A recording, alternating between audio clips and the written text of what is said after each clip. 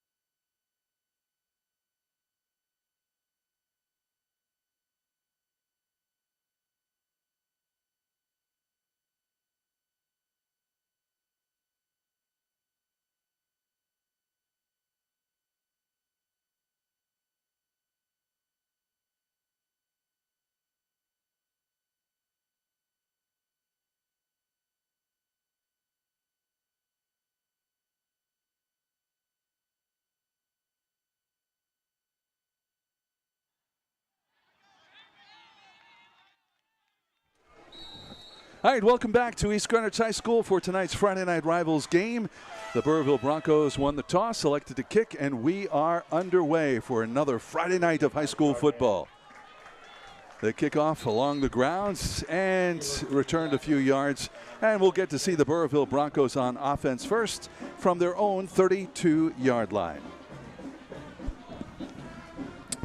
Well, as we mentioned in the open of the show, both of these teams are familiar with each other, spending some time with each other at a camp in the summer. The kids are close, the coaches are close. What's not close as we begin this game are the team's records in Division IIA. This is a division game. 2-1 for the Burrillville Broncos as they get ready to go on offense here. 1st and 10 from their own 35-yard line. There's the snap and looking to pass, and off in the flat it goes to number 15. And that's Norman Sullier. And he picks up a couple of yards on that swing pass and brings about second down. So as for East Greenwich, they've struggled a little bit. They are winless in 2 Division IIA games this year, 0-4 overall. Yeah, East Greenwich having a tough year. They don't have the dynamic players that they like to have. No real game breakers, so they are forced to sustain drives on offense and try to find ways to stop the opposing offenses. Logan Gelinas out of the gun, little tosses pitch left. And some decent yardage there by Norman Soulier. He's taken down by number 22. And that'll be our offense there. They'll try to get to the outside here.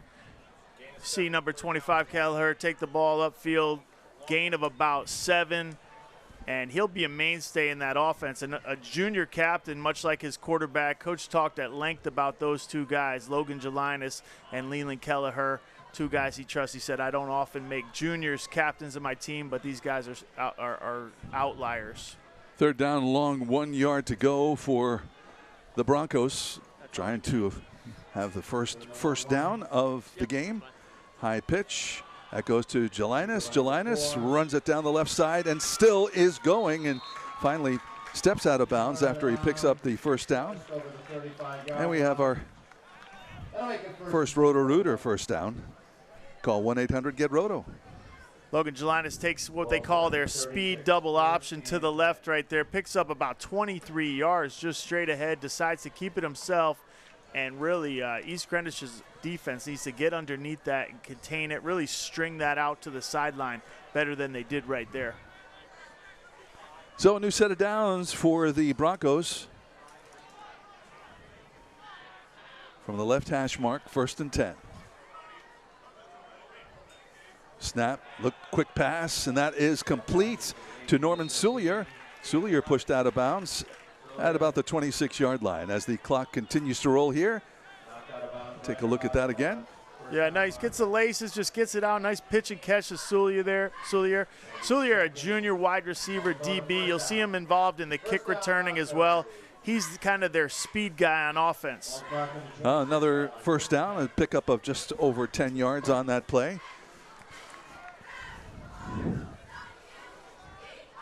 Yes, sir.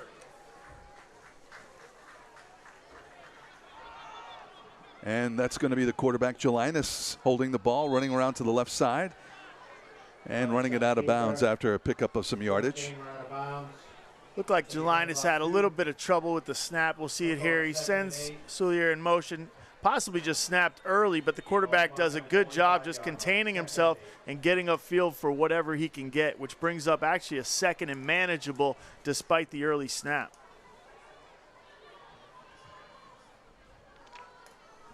So the ball resting just inside the 25-yard line.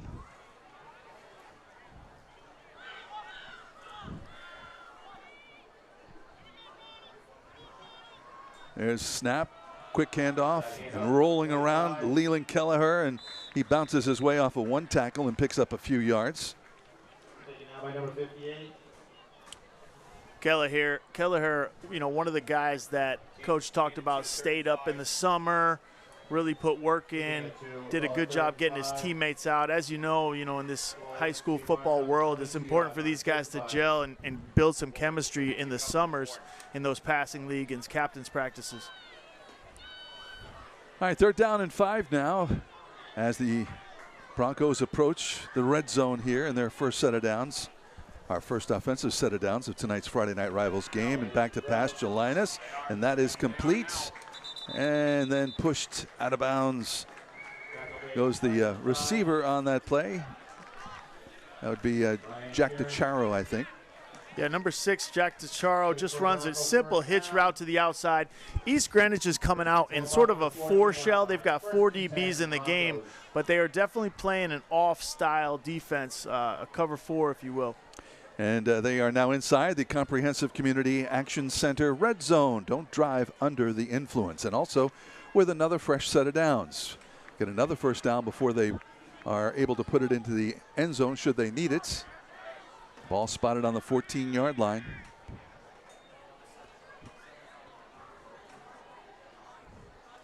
Jelinas quickly looks to pass, and he connects again with Chicharro. Chicharro down inside the 5. And a good tackle on the play there by number 22, Cade Thomas. They're really trying to get the ball to DeCharo and Soulier early in this game, 6 and 15. As we see the quick screen executed well, receivers blocking downfield. DeCharo gets up and out as you're taught. This guy's a tough kid, a guy that finished one game with internal bleeding. He's a tough guy. Coach talked at length about his toughness, and he's got speed as well. He said he could take a slant to the house at any given moment. All right, the ball on the 3rd-yard line with another first down. So 1st and goal for the Burrillville Broncos on this opening game drive. Jelinas, the handoff around the right side. Goes Leland Kelleher, and that's a touchdown. So a successful first drive for the Burrillville Broncos as they strike first to put 6 points on the boards. And it's Atlantis Comfort Systems touchdown. We'll see Kelleher here, turns upfield, puts his head down, bruising type runner. You can see he's got some size on these linebackers, and he actually goes in the end zone balanced and still standing after 2-3 bruising hits right there at the goal line. And Burrillville the first to put some points up on the board here. All right. Oh, blocked extra points. Daniel Delmonico has his kick blocked, I should say. Yeah, great effort there. All right, we're going to take a short break. Be back with more Friday Night Rivals after this.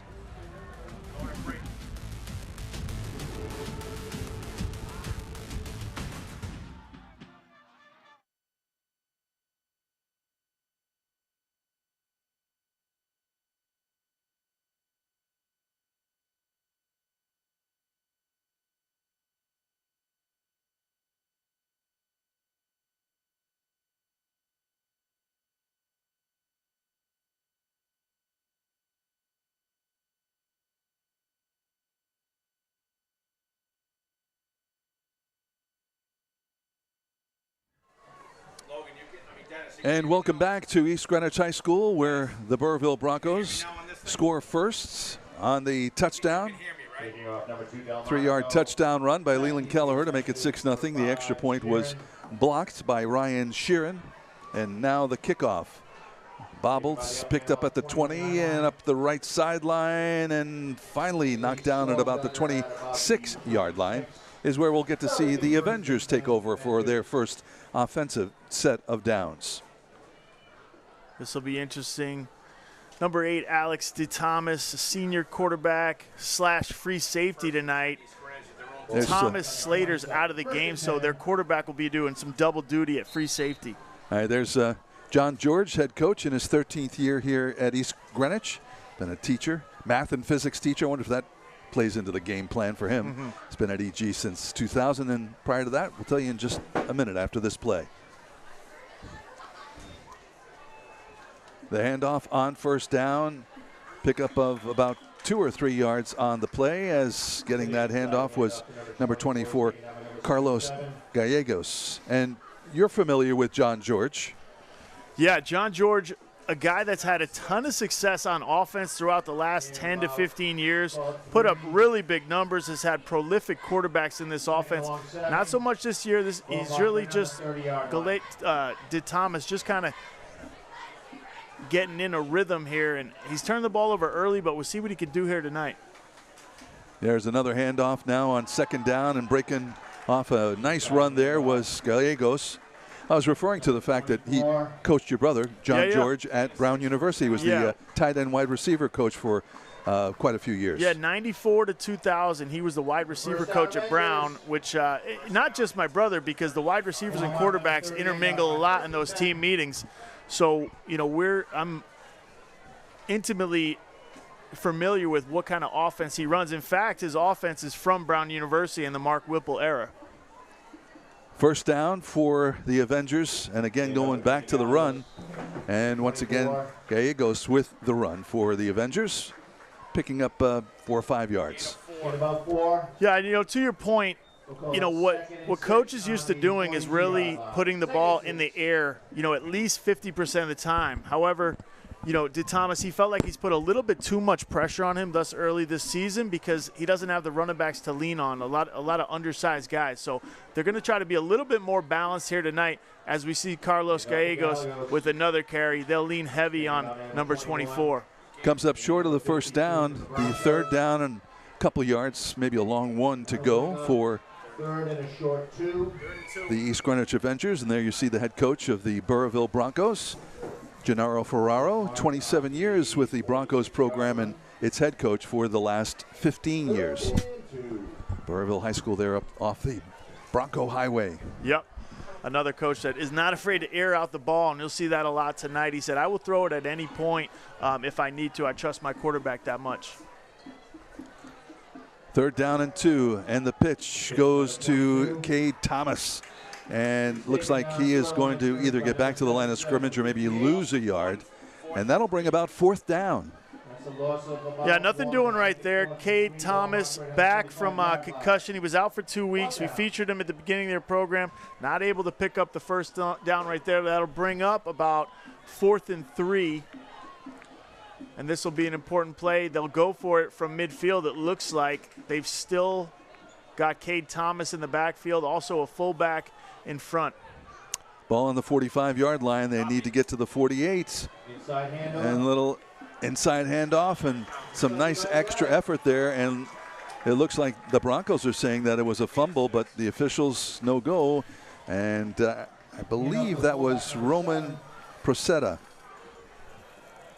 Yeah, Roman Procetta lined up at fullback. They give him the handoff on the inside, fake it to the tailback, and try to get him to drive forward. Does a good job keeping his legs going. Looks like he lost the ball late, but the refs do not award Burrillville the ball. East Greenwich on offense. Picking up the first down now at midfield, and the handoff on first down, and that one goes to Cade Thomas once again. Pick up a 5 yards on that play. You can really see how Coach George calling the plays right now is trying to get his quarterback comfortable, let these running backs do some work early, get rid of the jitters. He has a tendency, though, to want to go to the air. He likes that outside quick screen, 3-step throw as we got someone down. We're going to take a break here with 3:30 to go as trainer comes out to tend to an injured player. We're back right after this.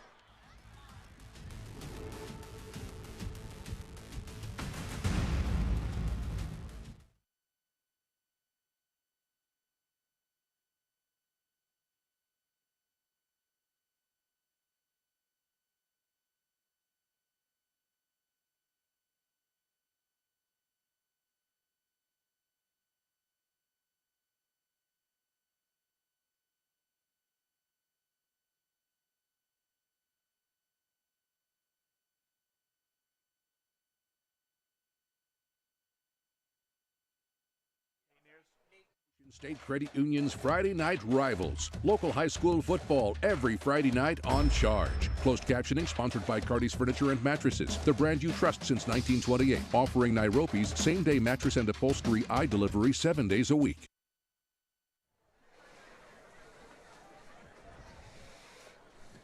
All right, welcome back to East Greenwich High School as the trainer's still taking care of the player on the field. Yeah, it looks like number 54, Nate Neers, is down around the 40-yard line. He's moving his legs. Coach is talking to him. It looks like he's bent that knee up, so that's always a good sign. Any sign of movement is always good, but he's definitely taking his time there on the turf as the trainer, coach, talks to him.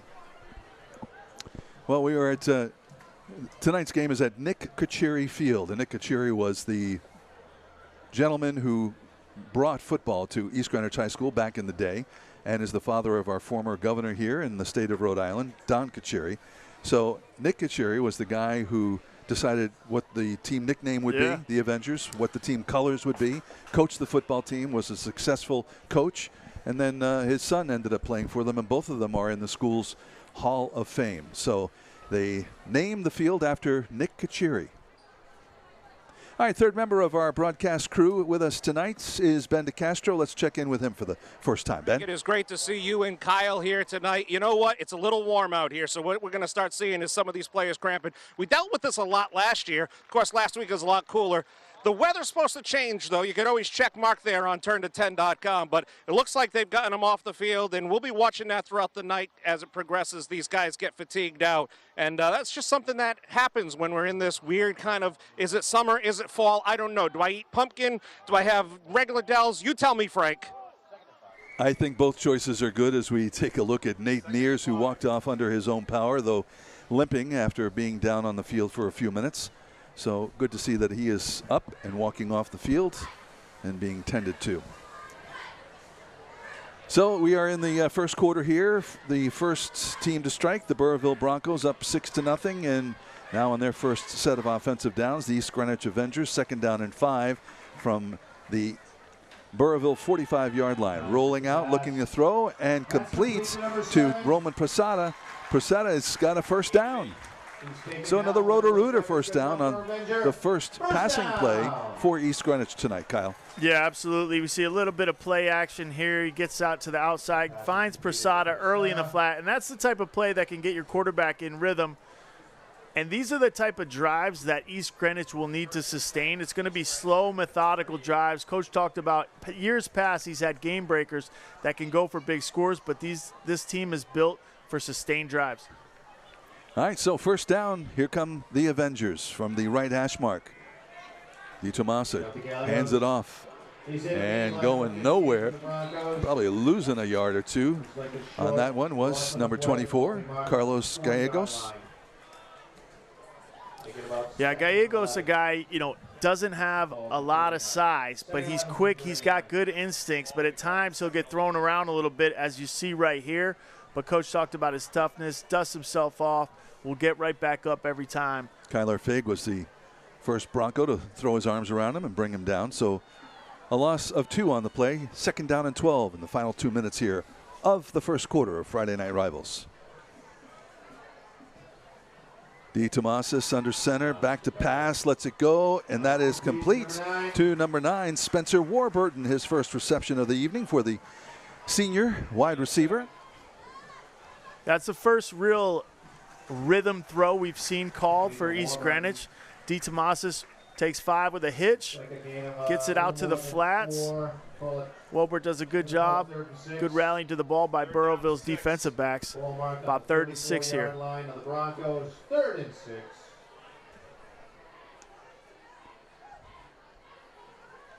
And these will be what East Greenwich needs to convert here. These 3rd and 6, these 3rd and manageable plays. We'll see how they do because they're the type of team that is going to have a lot of these, and in order to score, convert these here.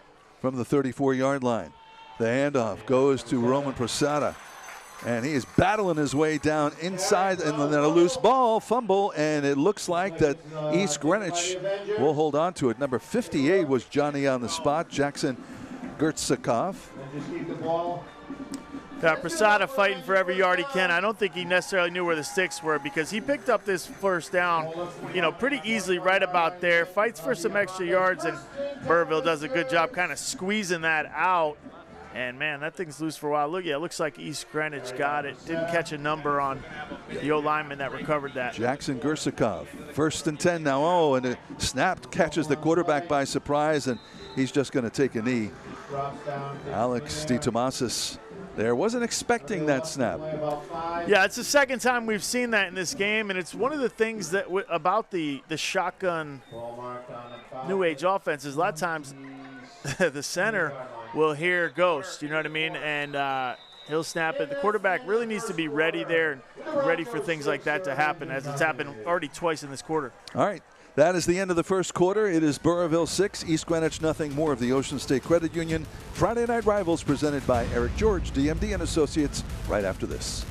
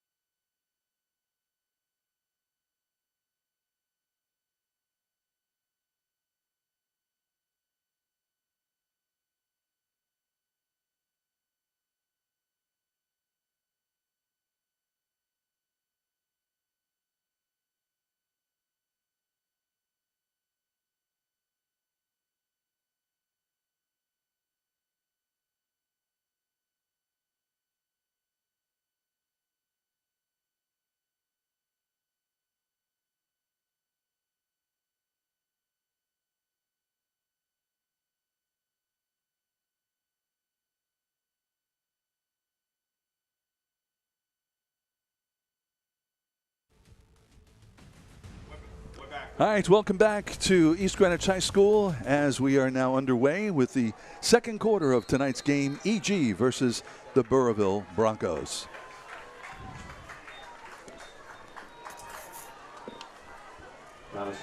Back to pass, tipped, and that ball is reeled in by an offensive lineman. I believe it was number 77, Cody Capola, who reeled in that pass that very dangerously could have fallen into the hands of the Broncos. Yeah, Cody Capola does a great job right there, the senior O-line linebacker.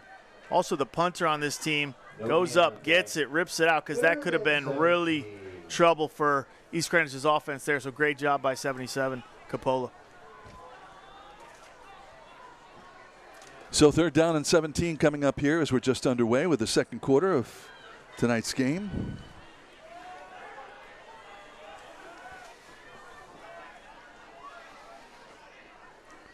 D. Tomasis, man in motion now, makes the handoff. Second man through, gets it, and pickup of just a couple of yards on that play. Not the way that they had hoped it would go.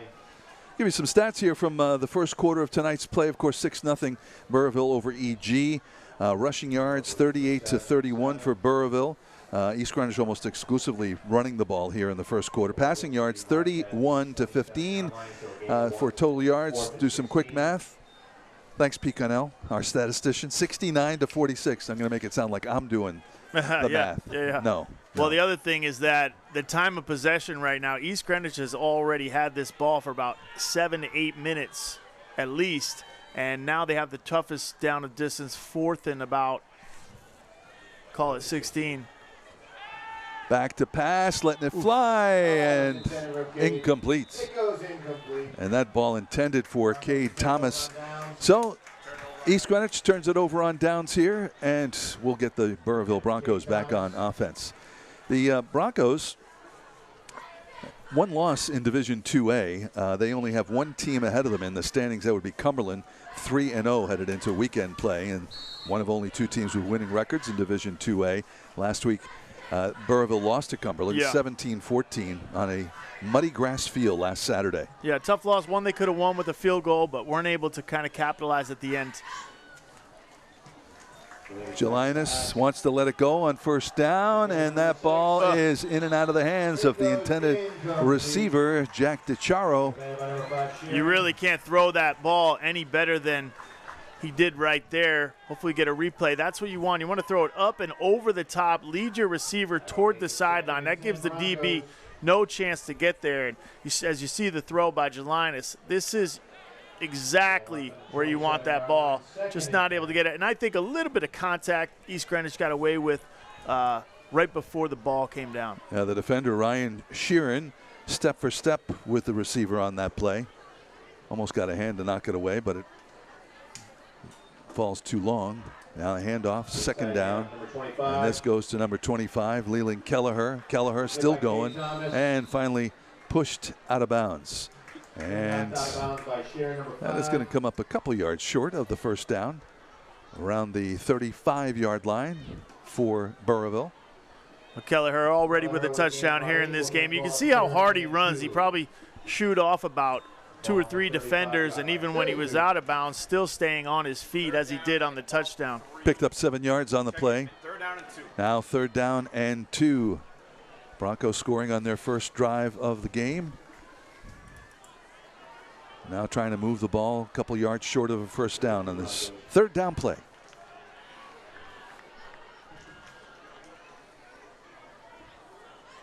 Logan Jelinas calling the signals, drops back to pass, then trying to tuck it, evade the rush, lets it go, and that's complete. Jack DiChiaro has it, and look at him go down deep inside East Greenwich territory, and he will go all the way for the touchdown. So it looked like an almost broken play there, but thankfully Jack DiChiaro reels in the pass and takes it in for the Atlantis Comfort Systems touchdown. Yeah, that's what Coach Ferraro said about Jelinas. He can make things happen. He's a dynamic quarterback. Not only can he do it with his arm, but he can do it with his legs. And the best thing about him, always keeping his eyes downfield. He didn't find who he wanted originally, got through, got out of there, and got his eyes back downfield. and found DeCharo on the sideline. DeCharo does a great job after the catch, and kind of an unorthodox throw, but he does what he has to do to get it to the man. And you can see him turn on the burners there as Jack DeCharo puts up another 6. It's got to be difficult when you're the quarterback. You're scrambling. You're trying to elude the rush while still looking for a receiver downfield. Well, absolutely, especially because he had to step up and then get out to his left. That's the hardest time, but somehow able to get his left shoulder downfield and make a good enough throw to get it there. All right, Burrillville going to go for 2 points here. There's the snap, and that one goes to Jelinas, and he lets it go, and that is incomplete. So it is now 12-0 Burrillville here in the second quarter. More Friday Night Rivals after this.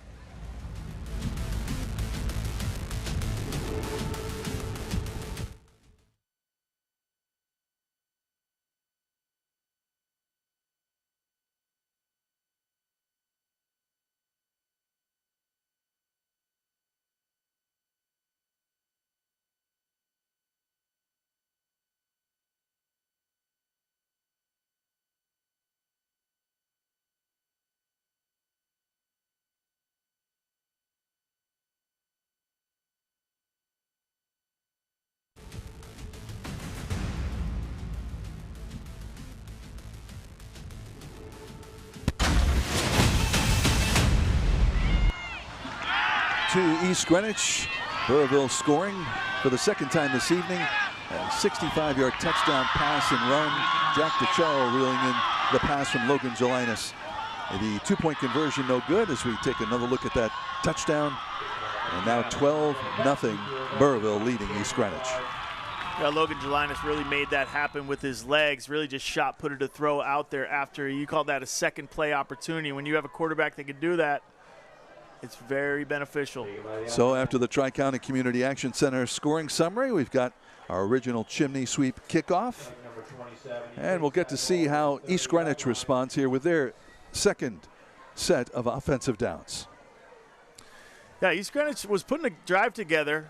This is only their second time with the ball as they chewed up a lot of clock. Both these teams not in too much of a hurry to call plays in this, the contemporary style is get in gun, get your play in from the sideline and get it rolling. But East Greenwich especially, a methodical team. You'll see them walking out of the huddle. They want to make sure they got the right play, and they want to use up as much clock as they can throughout this game.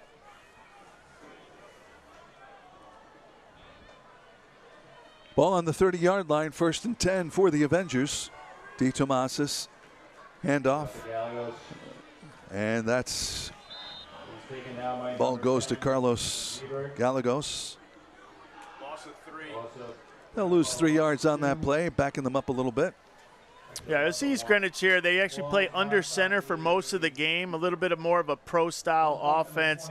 He gets back and gets it to Gallegos, but the Burrillville defensive lineman is in the backfield before Carlos gets a chance to get back to the line of scrimmage. Riley Heberts was the man who tied up the runner, brought him down for actually back to the line of scrimmage. So 2nd down and 10 now for East Greenwich. Back to pass. DeTomasis lets it go and falls incomplete. That one intended for Cade Thomas. Anytime they go to the air, Cade Thomas tends to be their primary receiver there. DeTomasis falling back a little bit on his back foot. That pass had a chance with a little bit of touch, but he fires it to the left sideline.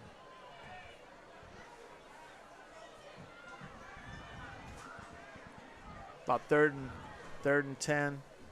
DeTomasis brings in the call from the sideline, consulting with the coaches, and now bringing his team in for the huddle.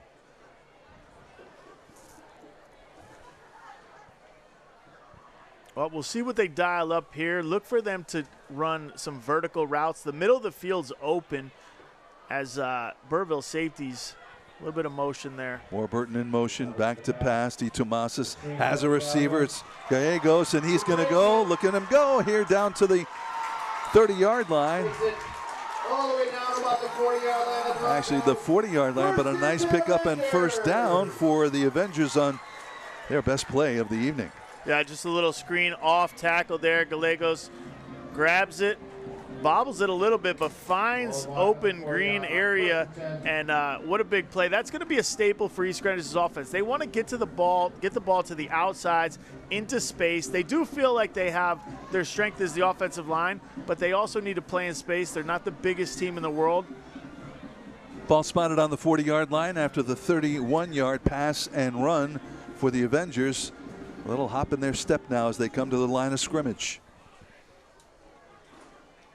DeTomasis, the handoff goes to Cade Thomas. Thomas around the left side turns it up and then gets down inside the 35, brought down at the 33-yard line. A pickup of 8 on that play. Yeah, they send Thomas in motion here, a little bit of inside toss, handoff, falls forward, almost a first down there. Nice play on first down. This will allow them to open up their playbook with second and 2 that we have here, 2nd and 3, maybe a long 2. This is a chance to take a shot as you know, they're not quite in the red zone, but they're in striking distance of the end zone. DeTomasis has a great arm.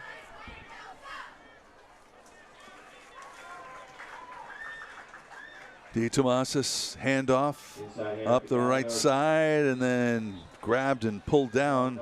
Maybe a pickup of a couple of yards. Gallegos.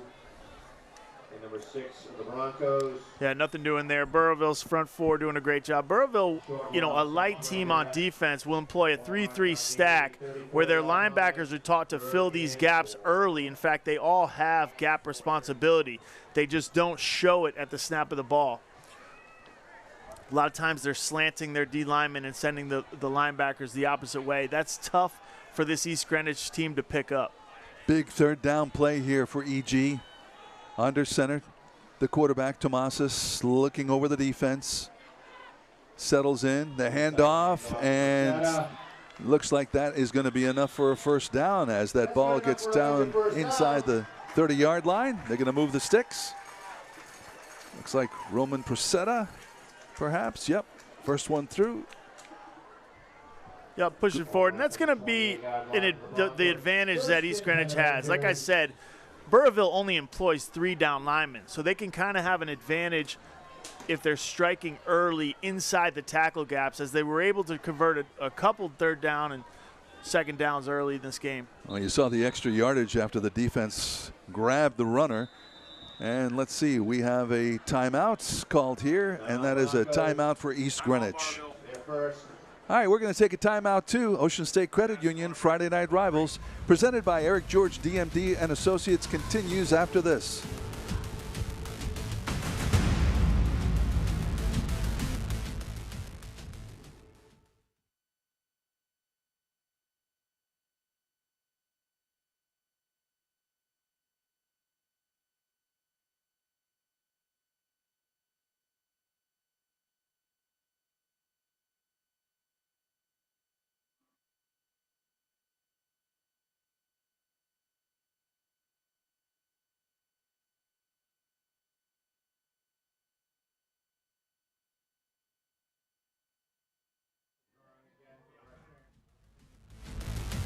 All right, welcome back to East Greenwich. As you see, some of the crowd on hand here tonight, very enthusiastic, trying to will their team, the Avengers of East Greenwich, to a victory.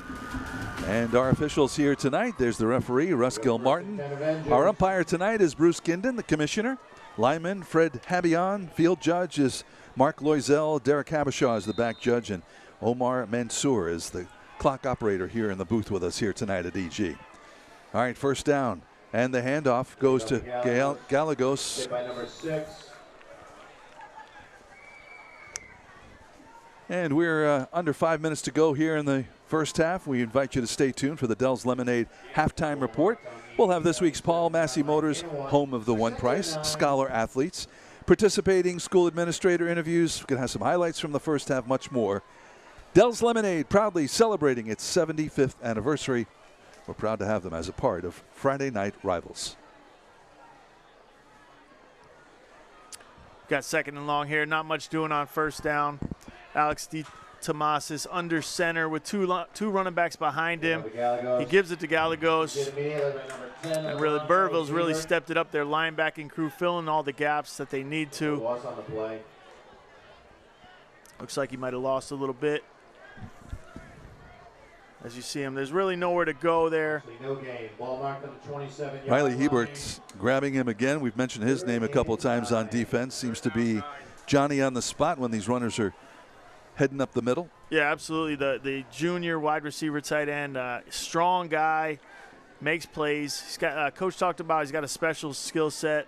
He's probably the strongest guy on that team, and he's got an awareness and a really football IQ about him. 3rd down and 9 now for EG from the shotgun, looking to pass. DeTomasis, and is it caught? Are they going to rule it a reception? Yes, they are. What a great catch there. Cade Thomas on the catch. Back from the injured reserve, had a concussion a few games ago. This throw is into traffic, but the awareness of Cade Thomas to tip it, dive to himself, tips it to himself on the dive, makes the catch. That's hard to do. Give him a 10.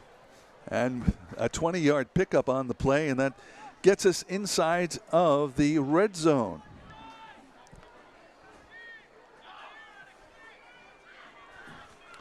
So 1st and goal now.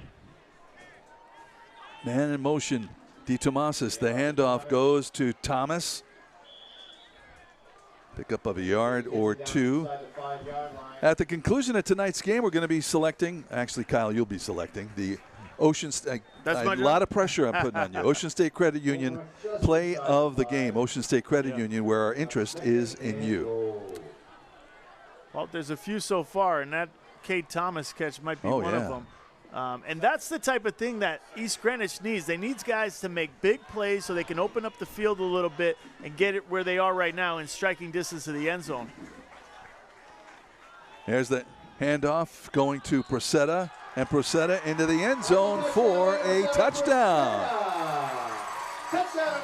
Great job. That's the type of drive that East Greenwich needs, a sustained drive, chewing up the clock. Only 2:05 left in this second quarter. We're almost at halftime, and each team has only had the ball twice.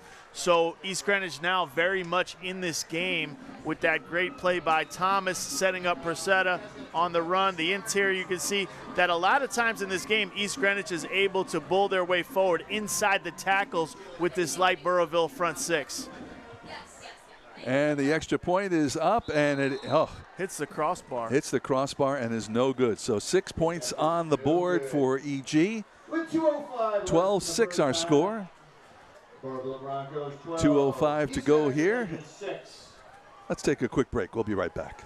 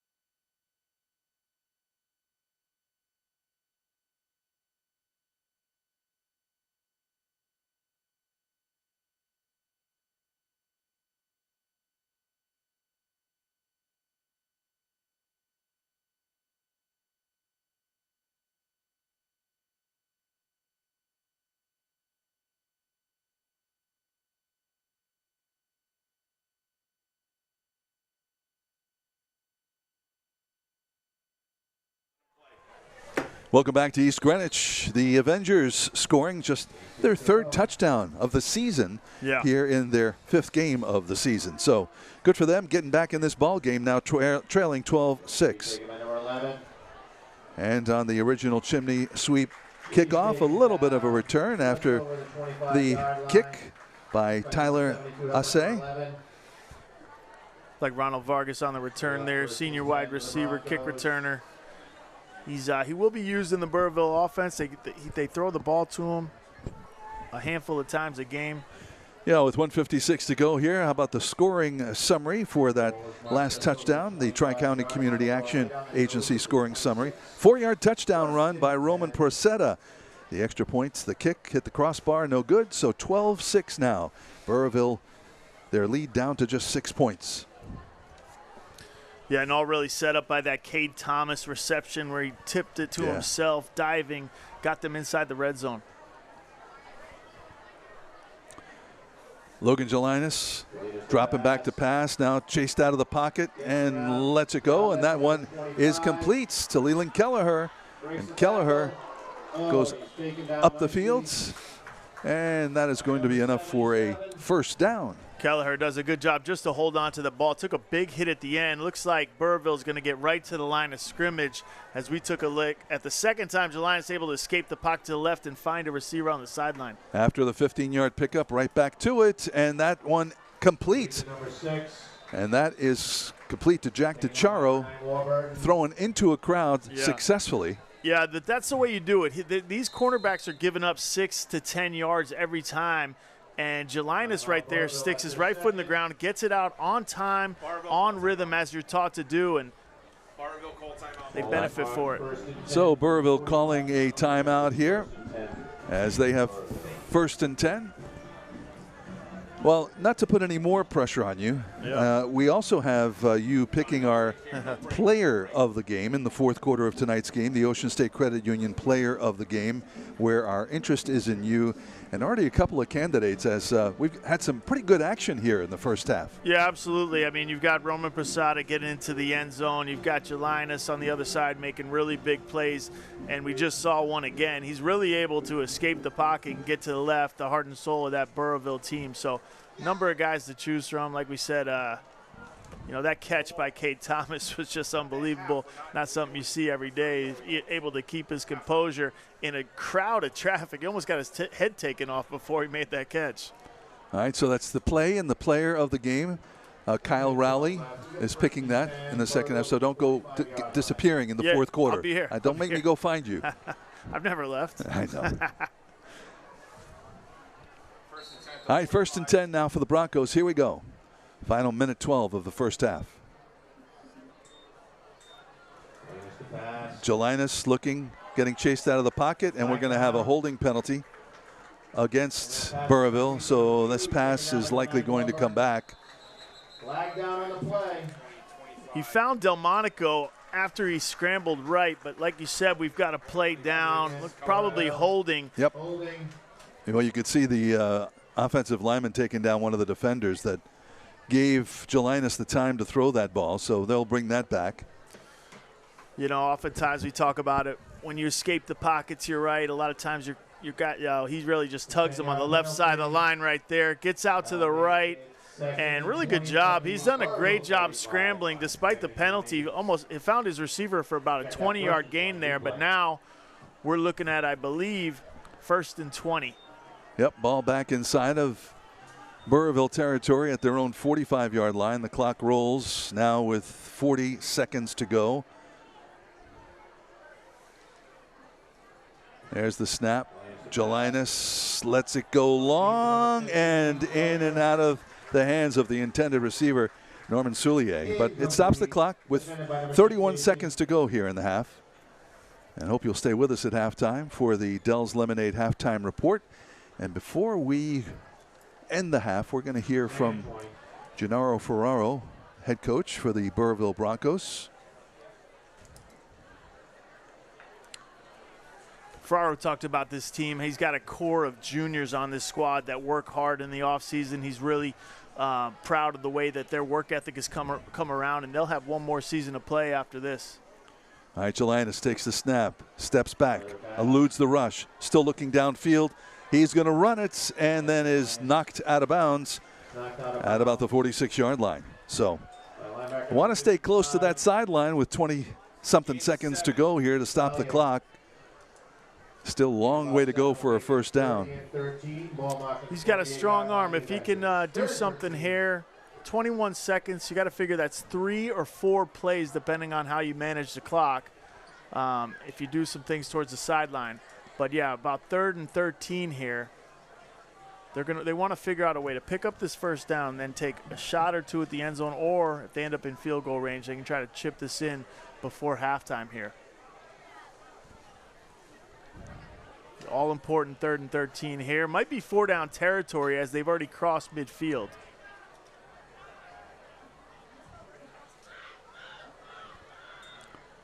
There's a snap. Jelinas lets it go down the middle and almost intercepted. It looks like it was Roman Procetta who got a hand on that one. The ball falling incomplete. And now 4th down. That was defended by Alejandro. Incomplete. Want to let you know that you can also enjoy these broadcasts on our Facebook Live page presented by Trattoria Appia Restaurant. Indulge in the familiar, experience the extraordinary. Located up on Federal Hill on Atwills Avenue, formerly Zuma, Trattoria Appia. All right, looks like they're going to kick this one away on 4th down with 16 seconds to go.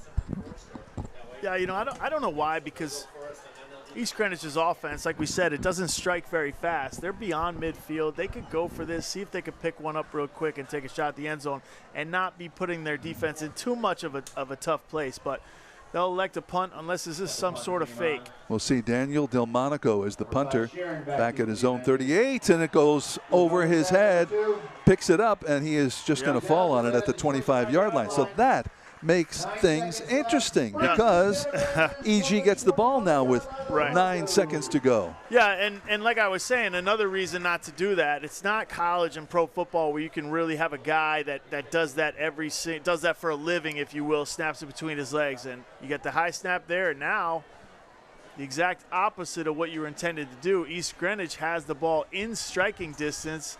They are at about the 25-yard line, I believe.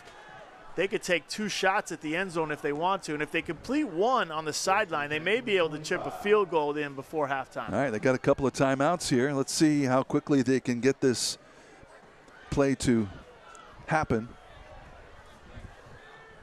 Clock won't start till he snaps this ball. D. Tomas is out of gun now. Back to pass, D. Tomas. Eludes the rush, lets it go into the end zone, and that will bounce off the crossbar and incomplete. Just under 3 seconds to go. So one more play. Yeah, Kate Thomas in his sights. Kate Thomas is an athletic kid. Their utility guy could have went up and got it, but it just sailed. It actually hit the crossbar, which means that's about 1 or 2 feet out of anybody's reach. That stands at about the height of a basketball hoop. Maybe an inch or 2 more. All right. So here we go, final play of the first half. Yep, we got 2.7 seconds here. They definitely have time to do one more like that, sort of a Hail Mary. They've got 2 receivers to the top of your screen in motion. All right, looking down the field, lets it go, and that is going to fall incomplete as that is the last play here of the first half. So East Greenwich with an opportunity there that they're not able to capitalize on, but a close game here in the first half. But it is the Burrillville Broncos leading it by a score of 12-6. Standing by with Burrillville head coach Gennaro Ferraro is our very own Ben DeCastro. Thank you so much, Frank, Coach. I mean, it looks like a battle out there. What's going on? Yeah, it's 2, well-coached teams that are battling, teams that know each other. EG's well-coached, and they're executing. They got the momentum right now. What are you going to tell you guys as you're going to halftime right now? Yeah, we just got to keep playing. There's a lot of football left. All right, Coach. Good luck in the second half.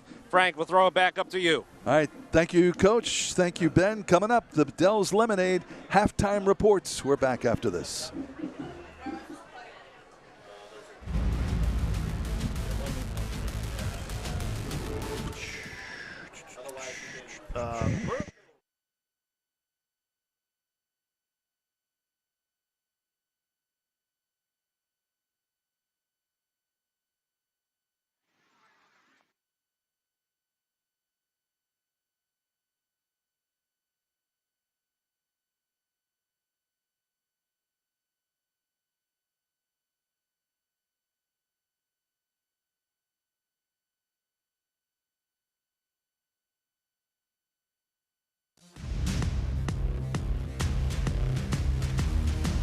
Now, it's time for the Dell's Lemonade Halftime Report, sponsored by Dell's Lemonade, proudly celebrating its 75th anniversary.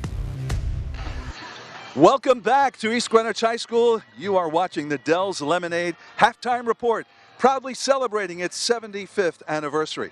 Well, as a part of these Friday Night Rivals telecasts, we have nominees for Scholar Athletes. At the end of the season, we will be awarding one $5,000 college scholarship.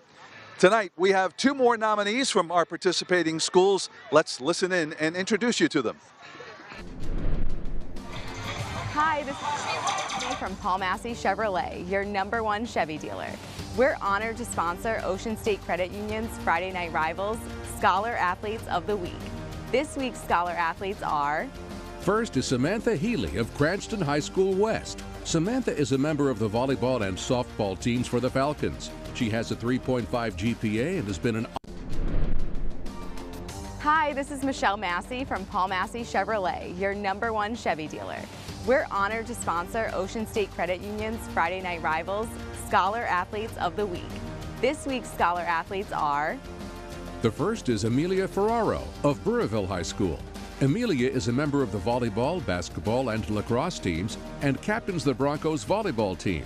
She holds a 4.19 GPA and is also a member of the National Honor Society.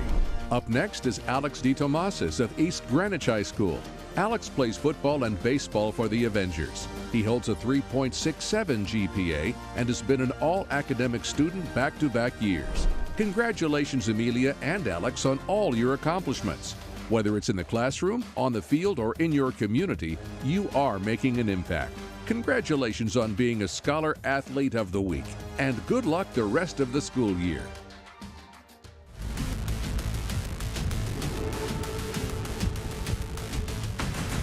Good luck to our two newest nominees for our Scholar Athlete. Hey, coming up, we're going to talk to a couple of people who helped make this night possible. The principal of East Greenwich High School, along with its athletic director, join Ben DeCastro when the Dell's Lemonade Halftime Report continues right after this.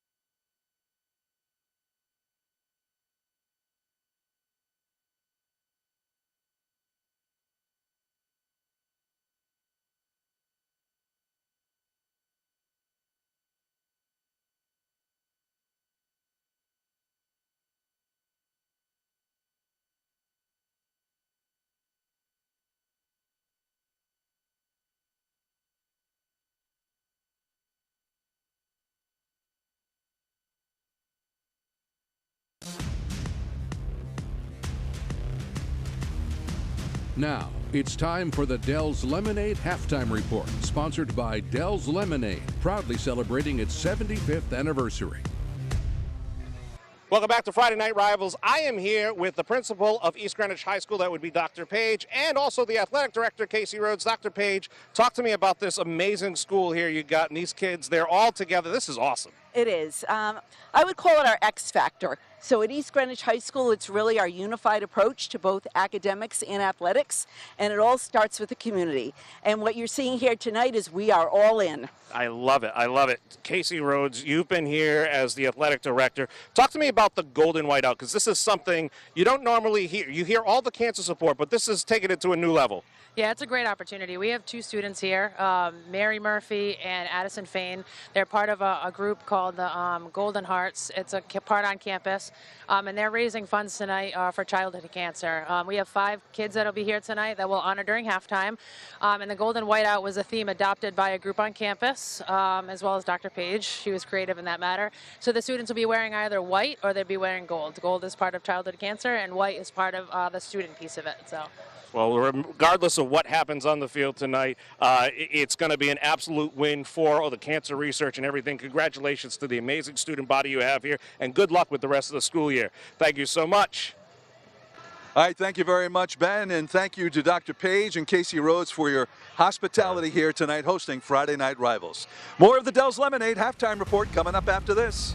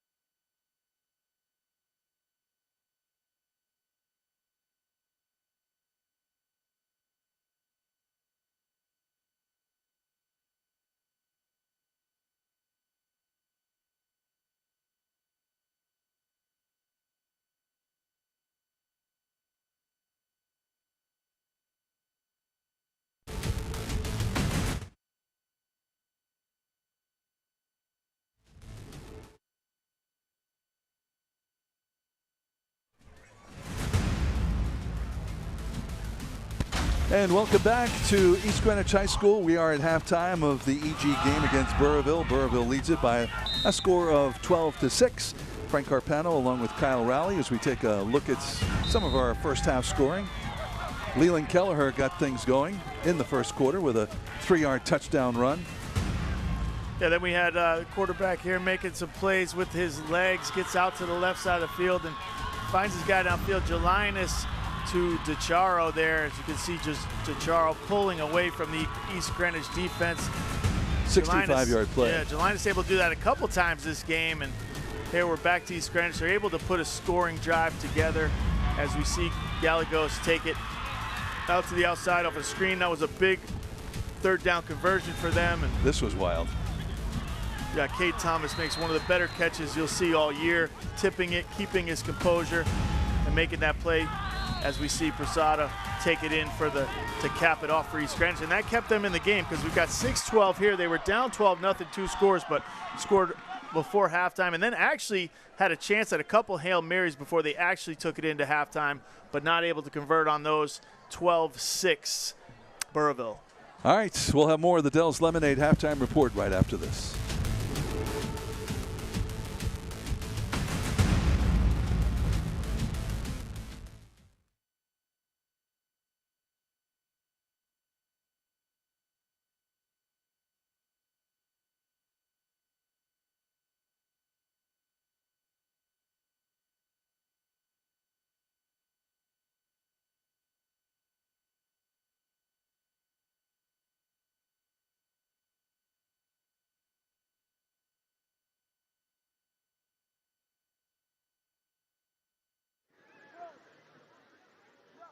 Okay.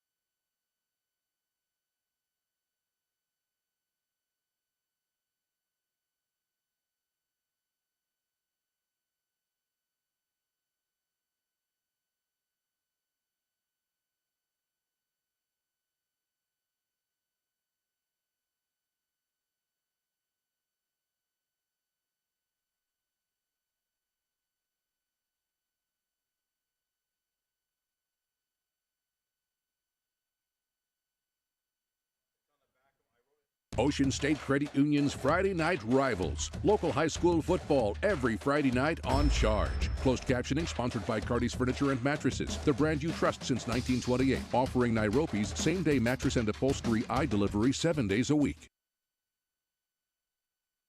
All right, we're about to wrap up halftime here at East Greenwich High School. A special night, some special halftime ceremonies. It's a golden whiteout here. The Glimmer of Hope Foundation, and Ben DeCastro has more on that. He's down on the field. Ben? Frank, I have perhaps one of my most important interviews of my lifetime. I have 3-year-old Amelia. How are you tonight, Amelia? What was it like running through the cheerleaders? Was that fun? And I love your pom-poms. We have talked about your shoes. Can we look at your shoes here for a second? These are shiny. I thought I would try them on, but you won't let me. But that's okay. Allie, you run the Glimmer of Hope Foundation. Talk to me about being here tonight for this golden whiteout tonight. This is so much fun. September was Childhood Cancer Awareness Month, so we are just so thrilled to partner with East Greenwich High School for the 2nd year in a row to do this. Each year we've had local childhood cancer warriors like Emmy come out and be able to cheer with the cheerleaders and do a 50-50 drawing. So it's just been amazing to honor these girls in this way because they deserve it. All right, Emmy, you're beautiful. Can you say back to you, Frank? Back to you, Frank. All right, Frank, that's the cutest throwback you're going to get. All right, thank you very much, Ben. Oh, look at that. What a great young lady and doing such great work, the Glimmer of Hope Foundation. In fact, there were several kids who were honored at halftime with the cheerleaders.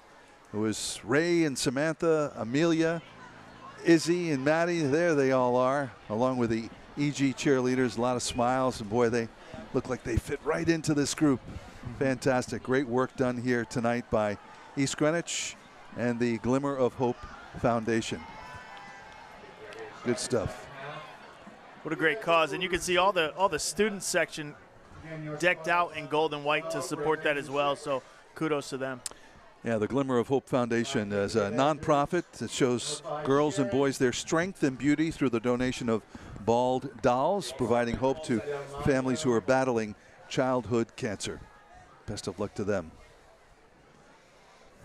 And all of those kids that we saw are survivors, and we wish them the best of luck in their futures. Someday maybe we'll get them out there as a part of the EG cheerleading crew again. Absolutely. All right, we're ready to kick this one off here to get the second half underway. The original chimney sweep kickoff. This time it is the Burrillville Broncos who will get this half of the ball game underway. And Daniel Delmonico is going to kick this one off.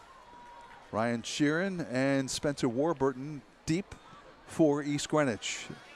And this one, Sheeran has it, looking for some room, and he is finally brought down at about the 25-yard line. Yeah, pretty nice kick there. Sheeran not able to find much green grass. East Greenwich's offense will come on here. They are right in this game, a slow-paced game, a little bit we've had offense, we've had drives, and finally East Greenwich able to kind of cap off one of their drives with a big screen play to Gallegos, and now we'll see what they can do in the beginning of this half. This game moving fast, so East Greenwich really needs to find a way to get in the end zone again here on this first drive of the second half. Ball on the 30-yard line to get us underway here in quarter number 3. Tomasis, the quarterback, takes the snap, first man through, and running it right up the middle. Gallegos goes, number 24. A little bit of misdirection there by East Greenwich's offense. D. Tomasis fakes it to the left, hands it to 24 up the middle. Gallegos, who's been a staple in this game, making big plays, getting the ball play after play, and really carrying the load for this East Greenwich squad. Ball up to the 33-yard line. 2nd down and 7.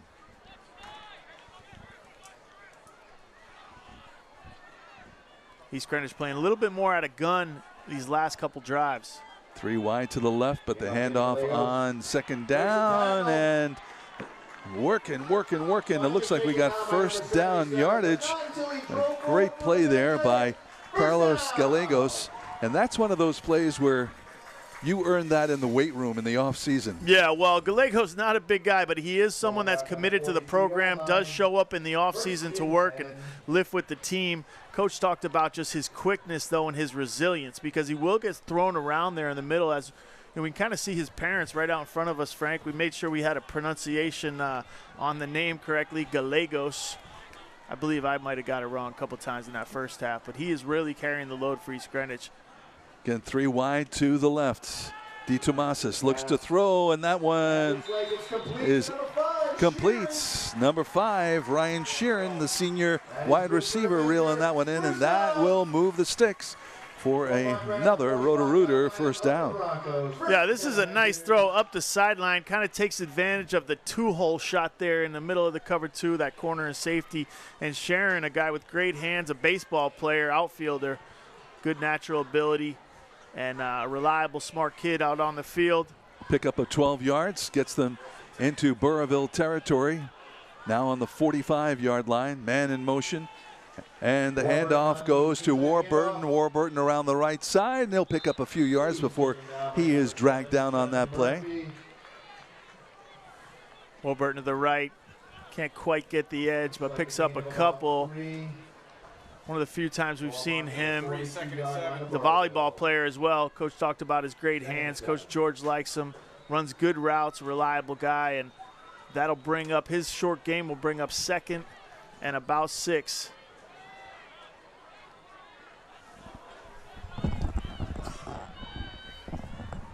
So now the right side is heavy with receivers on the 2nd down and 6 play, and the handoff.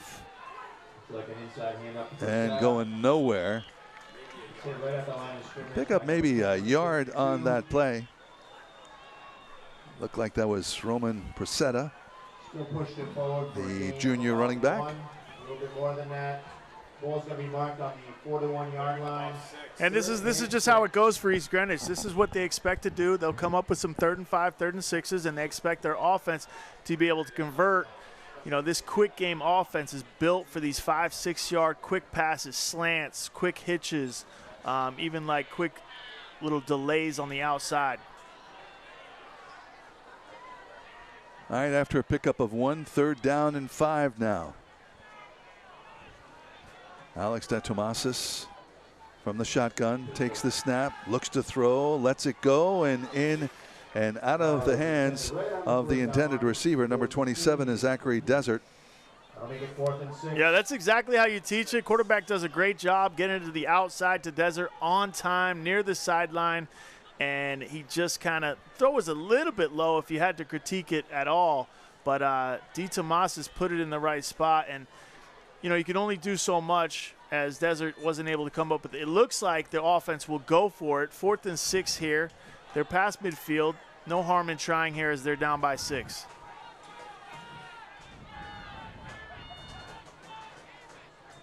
DeTomasis rolling out to his left, looking downfield. The pass in and out of the hands of the intended receiver on that play. Appears to be Spencer Warburton, number 9. So on the first offensive drive of the second half, East Greenwich will turn it over on downs, and Burrillville will take over on their own 41-yard line. Yeah, trying to get Warburton involved there. You know, again, both those throws were exactly where you teach him to throw it. When he's rolling left, he's looking for a high-low on the outside. But if he doesn't have it, he looks to find number 9 coming across the field as sort of an outlet on that rollout. A little bit of a low throw, but something Warburton knows he can come up with. But that'll give Burrillville the ball. All right, Logan Gelinas back out there, the junior quarterback, leading his team. Number 4 from the shotgun on first down, and the pitch. And that goes to Kelleher. Kelleher looking for some room and then gets dragged down. It was Cade Thomas who got his arms wrapped around him. Yeah, such a deep toss here to Kelleher. He's 5 yards behind his quarterback, who's already out behind the line in shotgun. Seems like he picks up some yards, but really just working his way back to the line of scrimmage there. So they get back to the line of scrimmage. Be second down now and 10.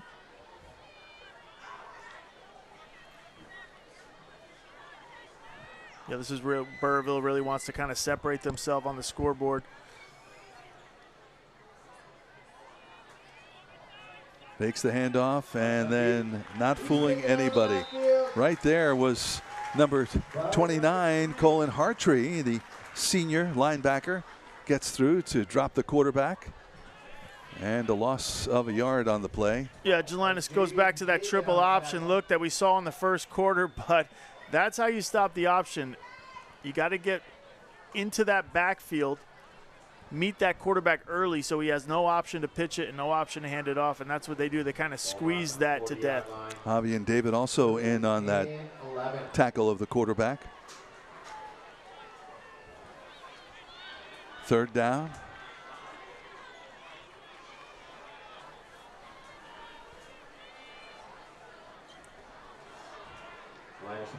There's the pass, and that is complete, and enough for a first down as Norman Soulier gets first down yardage and then some. That'll move the sticks. Yeah, this is nicely executed. Gelinas lets it go on time. Trusts Soulier up the left sideline on sort of a comeback throw. A little bit late if you really had to nitpick, but Soulier there able to pick up the first down. Smartly looks for the sticks when he runs his route. So the drive continues for the Broncos. Just about 6 minutes to go in the third quarter of tonight's game.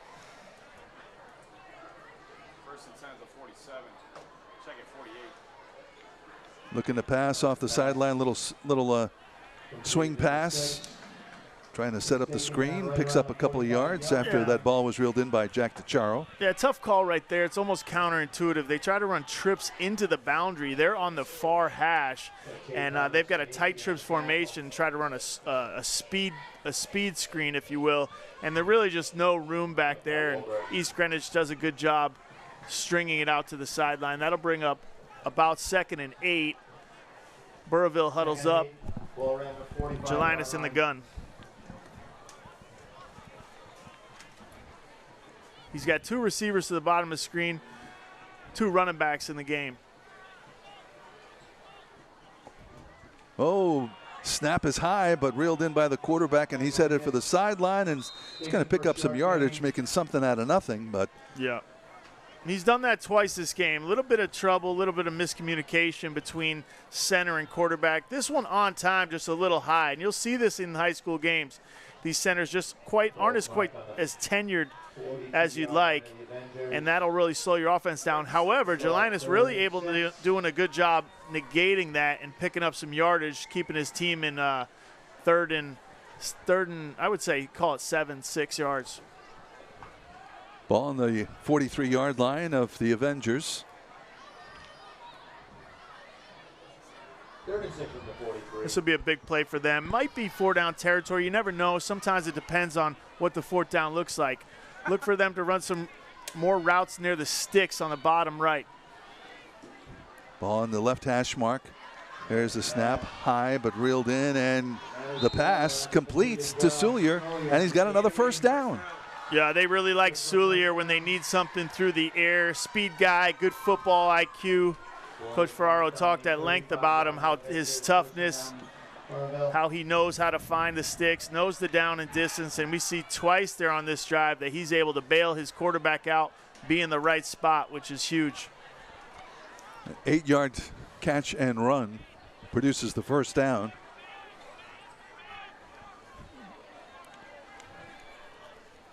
Snap, rolling out to his right. Now moving around to the left, still looking downfield, and he throws it out of bounds. So smart play there by Jelinas. You know, East Greenwich's front four and their linebacking crew is doing a good job kind of stringing out these option plays that Burrillville mixes into their offense. Jelinas, you know, you don't want to see your quarterback spin around and try to take it around the other way, but does a smart thing in throwing out of bounds, which will get them back to the original line of scrimmage for 2nd and 10.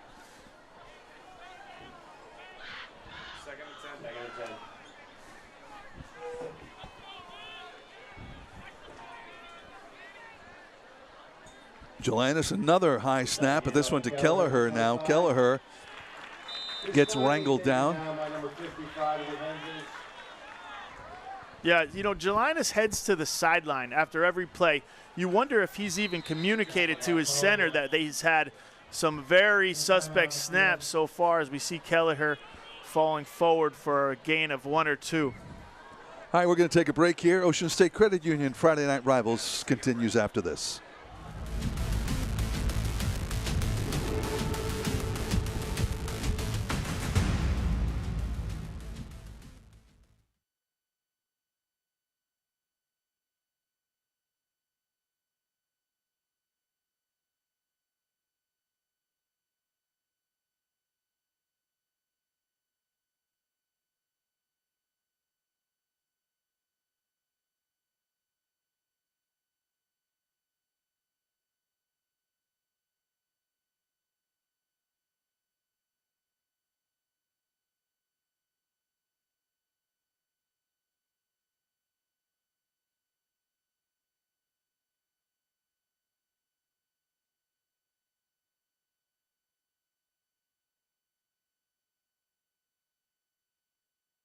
Ben DeCastro. Just so many different ways to watch our telecasts of these games. Friday Night Rivals, our schedule continuing next week, but you can catch it not only on our Charge Network and on turn210.com, but also on Facebook Live, presented by Trattoria Appia Restaurants. Indulge in the familiar, experience the extraordinary. So we have a player who is down on the fields and appears to be a leg problem. It is a kind of a warm night, Kyle, so you have to wonder, guys who are out there for both offense and defense with maybe a cramp. Yeah, it's been warm all day, really, so you wonder if these guys are getting hydrated during the day, knowing they got a big game tonight. Looks like an O lineman. We haven't been able to get a number on him, but when you see them stretching out the leg like that, it's probably a calf cramp, which is very common. Kyle Fager, who is on the field getting his leg stretched out. And let's check back in with Ben DeCastro now. You know, Frank, a couple weeks ago when we were in Lincoln, I saw a container of mustard on the sideline. They don't have it here, but apparently that's something that helps. I don't understand it. I don't understand the science. But the fact of the matter is it's very humid. It's very still kind of warm down here. We're in East Greenwich. We're close to the water, so it's not going to cool off as fast. And so I expect that as we go throughout the rest of the third quarter here into the fourth quarter, we may have to start seeing some of these. Hopefully these guys will stay hydrated. And shout out to the water guys, you know, the water boys and girls that are out here. They yell water and they sprint fast. I know if I tried to do that, they'd end up putting me in the medical cart and carting me off. So, you know, a big shout out to them tonight, Frank. Yeah, it's a couple of different remedies for that. I know that we heard last year someone said pickle juice is something that what did you used to do when you think someone played? had said pickle juice. A lot of times when you go in at halftime, there's bananas. Bananas are supposedly good to keep the body from cramping up. Yeah, that potassium. But no, mustard as well. I've heard that a lot. Yeah, I don't partake in the mustard. No? But if I don't never really cramp up that much either. But He's back up, it looks like, on his own accord. It really kind of looks like a cramp because he's putting weight on it. All right, there's Jackson Gerskov, who is being helped off the field now. And we're going to take a break. Be right back.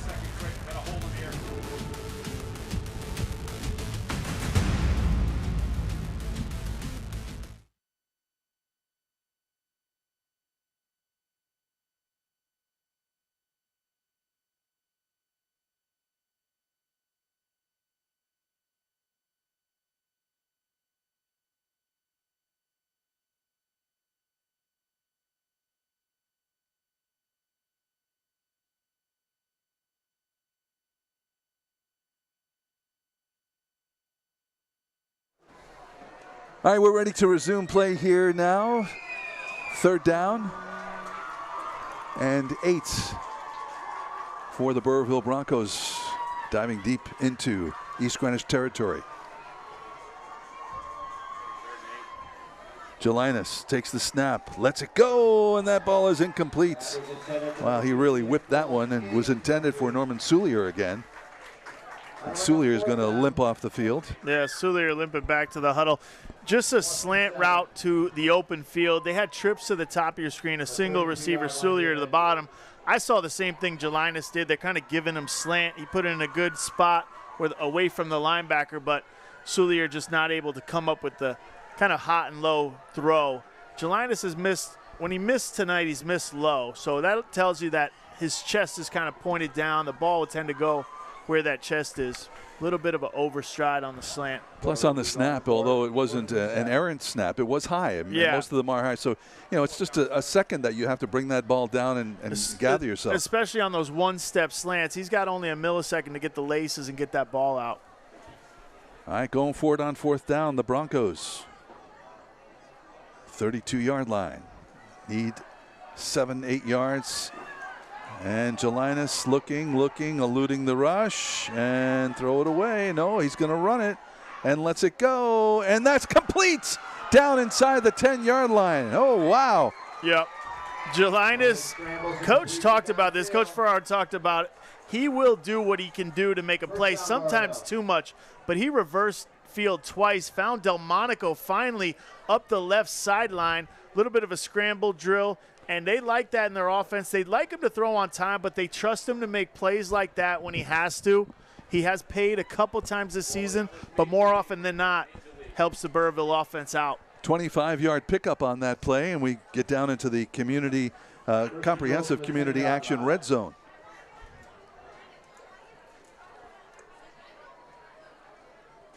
On 1st down, play action. The ball thrown into the end zone and out of the reach of the intended receiver on that play. They're looking for Norman Soulier again. Guess who? Yeah, Norman Soulier on the corner route. His quarterback had him really wide open as it pertains to corner routes. Looked like the cornerback for East Greenwich came up and really just wildly missed that throw out of bounds, and that was a big chance for Jelinas in that Burrillville offense. They'll regroup here. 1st and goal from about the 20-yard line.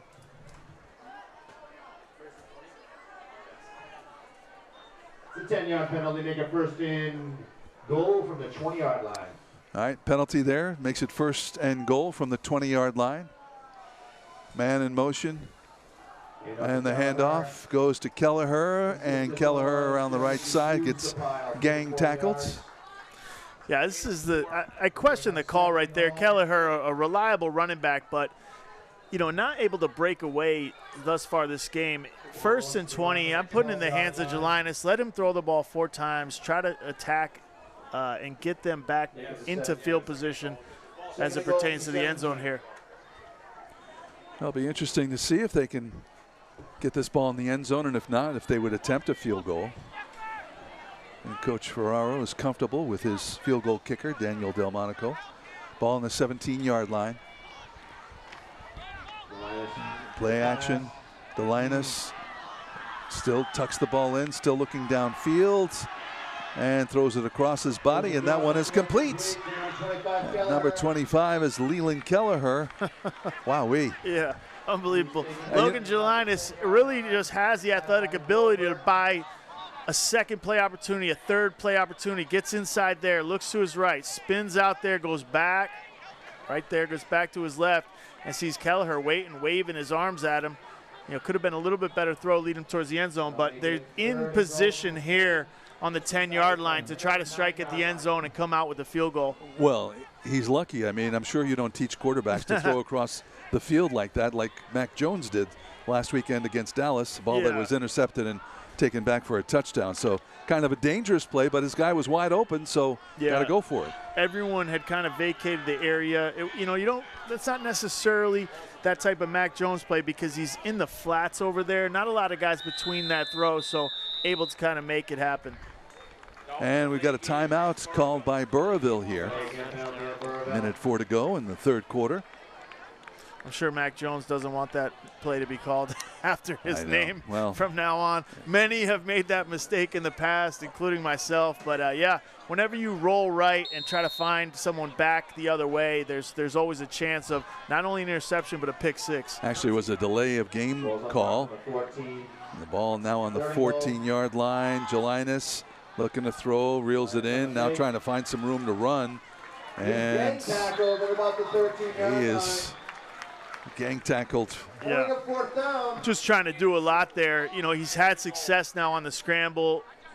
Coach talked about him. There's a happy balance there. He's a guy that can make plays with his legs. He knows that. He's also a guy that has spent the time in the offseason putting in the sweat, blood, and tears. So, he's earned the right to try to make plays for this team and, not so successful there. And we've got 4th and goal from the 12-yard line here. Important play coming up, so timeout called by Burrillville. Yep, they're going to talk this one over. All right, you be the coach. I got the feeling they're keeping the offense on the field. Yeah. Just from the way they're huddled up right now. Otherwise, you don't have to waste a timeout on this. They're up by 6. 3 points does make it a 2-possession game, but 12-yard line be a 22-yard field goal attempt. They've definitely got the leg for that. But that's what I'm saying. You've got a quarterback right here that can reverse field 2 or 3 times, try to find someone open in the end zone, and that's likely to happen here. He's going to try to find, a bang post, 8 to 10-yard post on time. If he doesn't like it, I think he's going to try to scramble out and find someone Johnny Manziel style here. All right, Coach, let's see. Let's see what they cooked up over on the Burrillville sideline as Logan Jelinas brings his team out. The ball on the left hash mark, 4th down and goal. Tight formation. Look for a corner route here. Yep. Jelinas into the end zone, and that ball is intercepted, but one way or the other is going to go to East Greenwich here. So unsuccessful play on 4th down, and EG will take over. Yeah, they lined up in a tight formation, Burrillville. I believe he's looking for Soulier on the corner route to the top of your screen. Oh, no, he's got number 6 there, DeCharo. And DeCharo looked like he stopped, which you do not teach. He wants to run through and then become a defender himself if he has to. But that actually was a decent ball if you watch the route that was supposed to be run.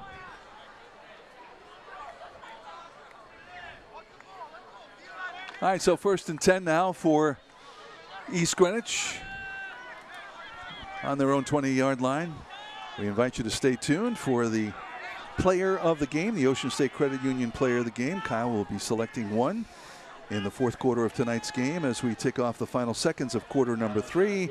And DeThomasis goes nowhere, and that could run out, barring a timeout or a quick play here. Run out the clock on the 3rd quarter. Yeah, that's a fast 3rd quarter. We got about 11 seconds counting down. Doesn't look like East Greenwich is going to get a play off, so we'll switch halves of the field. No scoring here in the 3rd quarter, so Burrillville maintains their 6-point lead. They lead at 12-6 with a quarter to go. More Friday Night Rivals after this.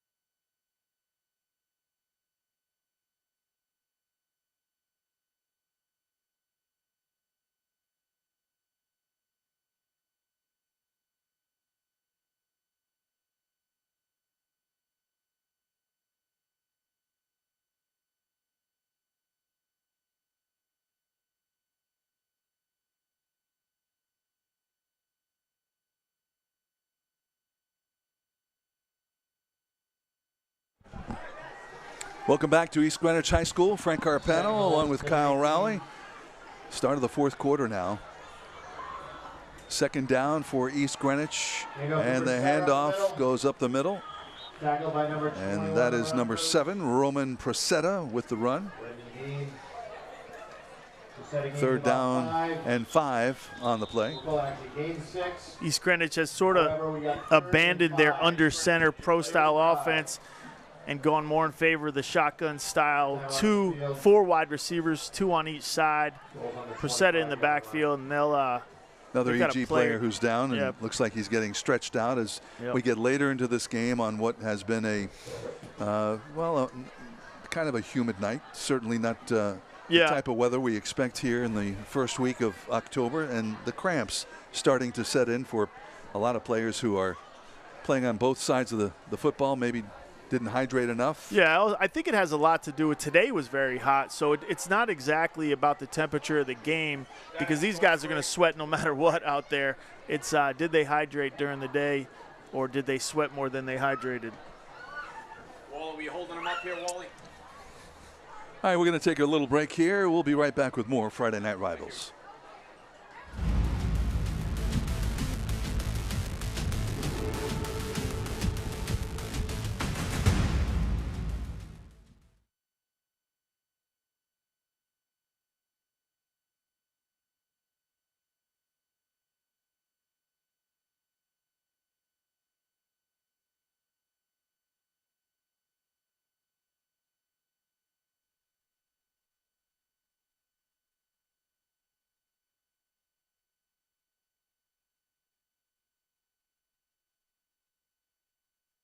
It's time for Ocean State Credit Union's Financial Playbook. None of us can ever predict what the future holds, and unfortunately, unforeseen things happen in our lives that can really put us in a bind.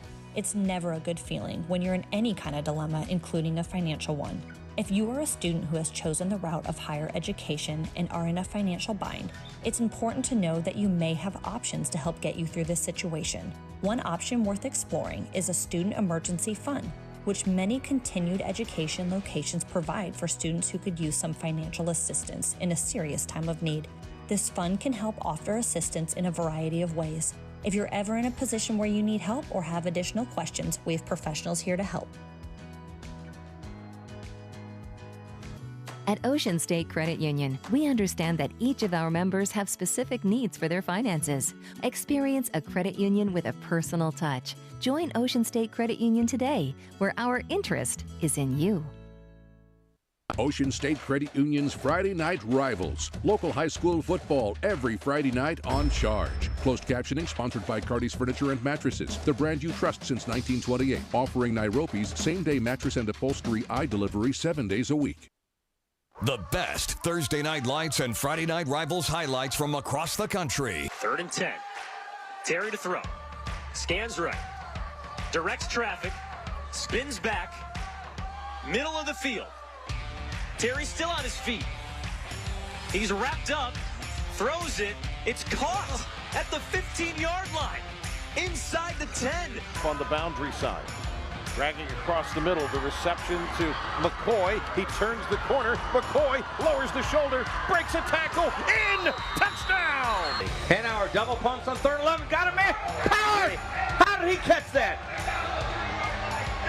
How did it wasn't? Oh my gosh! Gonna use his legs, throw it to the end zone. That one is caught. Oh my goodness, Stephen Famoyan. Put that one on the highlight reel for sure. On 1st down, has some time. Wants to put it up deep. He's got Enrique James McClair.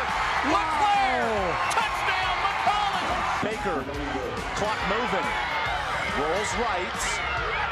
Baker throws it deep. Touchdown! And he's going to roll out, throw into the. Oh, it's tipped. He got the ball.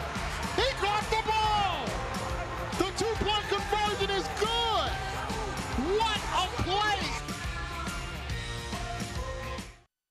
All right, welcome back to East Greenwich. Play about to resume here after the player who was down with cramps still being stretched on the sideline. And here we go on this 3rd down play. 3rd down and 5. E.G. and the pass. Is it complete? Kate Thomas going down for it. Looked like a little bit low, a little bit errant on the throw. I believe they gave him the catch, so. 4th down and inches. Looks like it's 4th and inches. Yeah, gain of 9 on the play there. They've got. You wonder if Coach George wants them to bring the sticks out right here. This is an all-important drive. Remember, East Greenwich's offense can take up this 11 minutes of the 4th quarter in one drive. So, referee Russ Gilmartin takes a look at it and makes the signal. It's another Roto-Rooter 1st down. And that's big for East Greenwich. They don't have to go for it. Fresh set of downs, new sticks.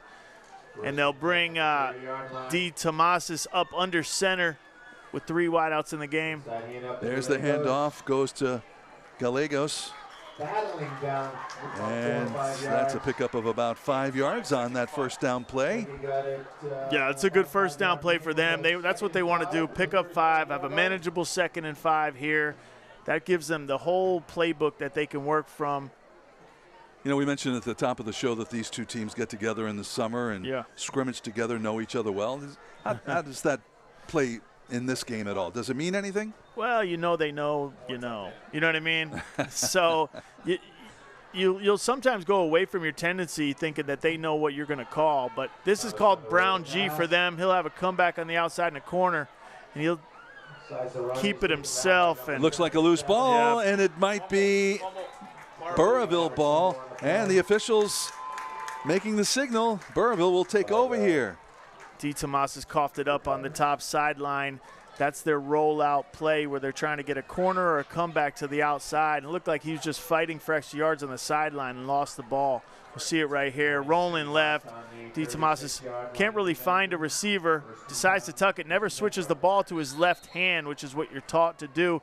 And that'll allow these linebacking crew and front four to rip the ball out of his hand. Quite clearly a fumble there for East Greenwich. All right, so the Broncos back in business on the EG 36-yard line, 1st and 10.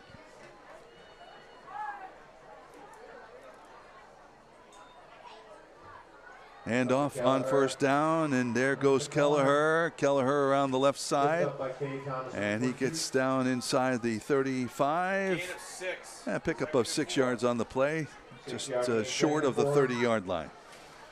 Kelleher, another junior captain for this team. He's got sneaky speed. You see people falling by his ankles. That's a 6-yard gain on 1st down. We'll bring up 2nd and 4. He's a guy that Coach Ferraro talked about staying, putting in all the work in the offseason, getting his teammates to come out for extra work. So good to see him having success here tonight. 2nd down and 4.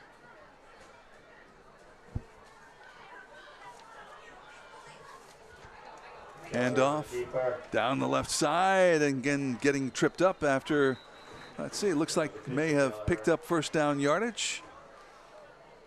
And we'll see if they move the sticks, wait for the ball placement. We have a hold on Burrillville. Oh, and Burrillville, a costly holding penalty, their 2nd holding penalty of the night. It's going to march this one off. Yeah, fortuitous for East Greenwich because Burrillville was knocking on the door of the red zone there, had a nice 2nd and manageable, and now that'll make it 2nd and 12 yards. 2nd and a long 12. Back to the 38-yard line.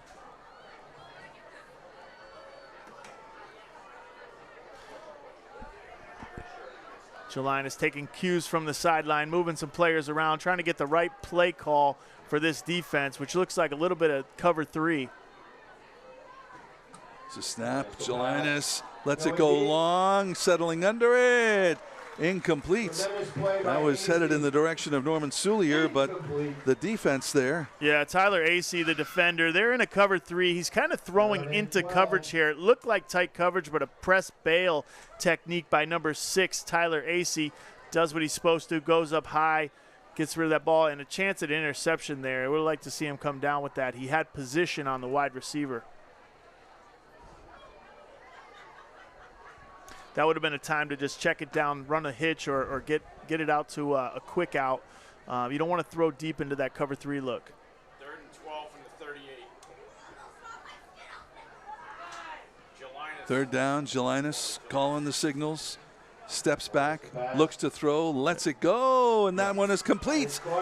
First down and more. Down to the 10-yard line goes number 15, Norman Soulier. Yeah, saying his name a lot. Yeah, Norman Soulier is by far their prime target in the passing game. This is what I was talking about because East Greenwich is deploying that cover 3. Throw a nice feathered throw over the linebacker number 7 there and get it on an out route to Soulier, and that makes all the difference. A good read by the quarterback and a timely throw. 28-yard pickup gets us into the comprehensive community action red zone. Don't drive under the influence. Ball on the 11-yard line. So they can get another first down here, but let's see what they cook up here as they're marched inside the red zone. Jelinas fakes the handoff. The pass goes to Hebert. Hebert battling his way and is dragged down by Cade Thomas. Flag is down. We have a flag.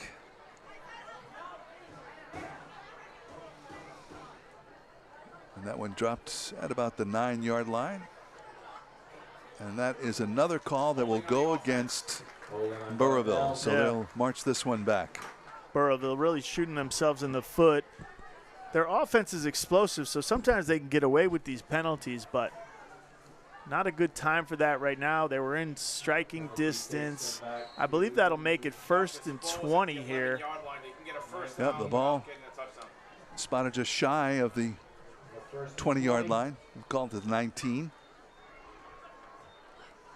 Such an important game for both teams. This would be, if they hold on, Burrillville's 2nd Division IIA win of the season. Well, Burrillville's got Norman Soulier to the backside of the formation. Look for him on a fade route here, some sort of comeback. Tight corner by East Greenwich. Back to pass, Jelinas looking, and he is taken down in the backfield by number 72, Ryan McCarthy. Also number 75, Ryan Evans is there. Finally, the East Greenwich front 4 get to Jelinas. He's had a lot of success tonight scrambling around, changing direction, but finally swallowed up by those defensive linemen for East Greenwich. That's got to feel good. Very timely sack for the East Greenwich defense. Ball back to the 22-yard line. All right, so it's pushing it back even more to the 22-yard line. To find Soulier, he's their prime target, number 15 in the slot. Jelinas looks to the left and incomplete, but I think we're going to have a pass interference penalty. That ball was headed for Ronald Vargas, but Tyler Assay was there and maybe a little too aggressive. Let's see what the call is. Yeah, Assay not happy about the call. He kind of came into his territory. The corner squatting there, the out route came towards him. They call pass interference. You can see the throw here. Jelinas out to his left. 6 is there first, which is why he doesn't like the call. He's going for the ball and felt like he had the right to it, which he wouldn't be wrong about that. You know, he had Soulier to the top of your screen, would have been a better read. The corner bailed out. Soulier ran a 10-yard out, much like he hit him on a few plays ago. But they'll take the ball on the 11-yard line. 2nd and goal from the 11. So on a call like that, I mean, doesn't it come down to timing? The defender maybe pushed the receiver kind of out of the way a little too soon, and that's the resulting penalty. He also didn't keep his hands like stretched for the ball. You need to make it look like you're attempting at the ball at least. Kelleher around the right side picks up a couple of yards. That'll bring about 3rd down.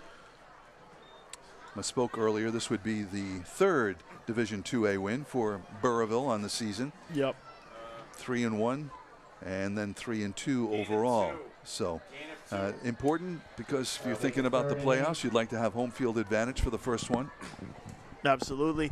Burrillville kind of bailed out here by East Greenwich's defense. Looked like 2nd and a mile. Now they've got 3rd and 7 with a chance for a first down at the 1-yard line.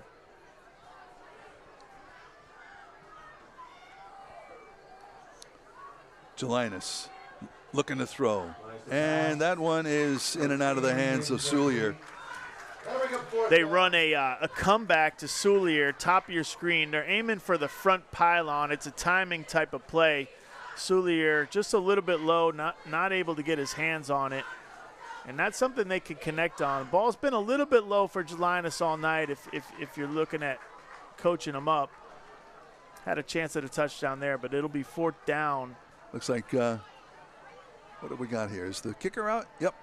Daniel Delmonico, junior wide receiver, defensive back, also kicks and punts for this team. Yeah, and Delmonico can put them up by 2 scores here. They're up by 6. You know, not a lot of extra point success here thus far. All right, we'll take a break. More Friday Night Rivals after this.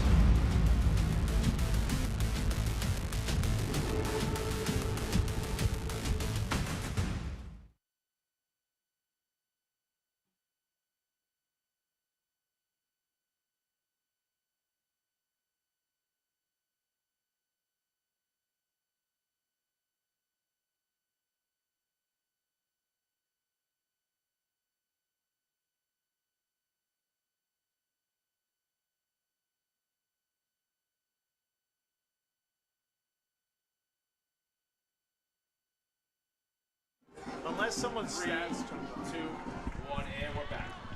All right, let's see a field goal attempt here by Burrillville to put them up 15-6.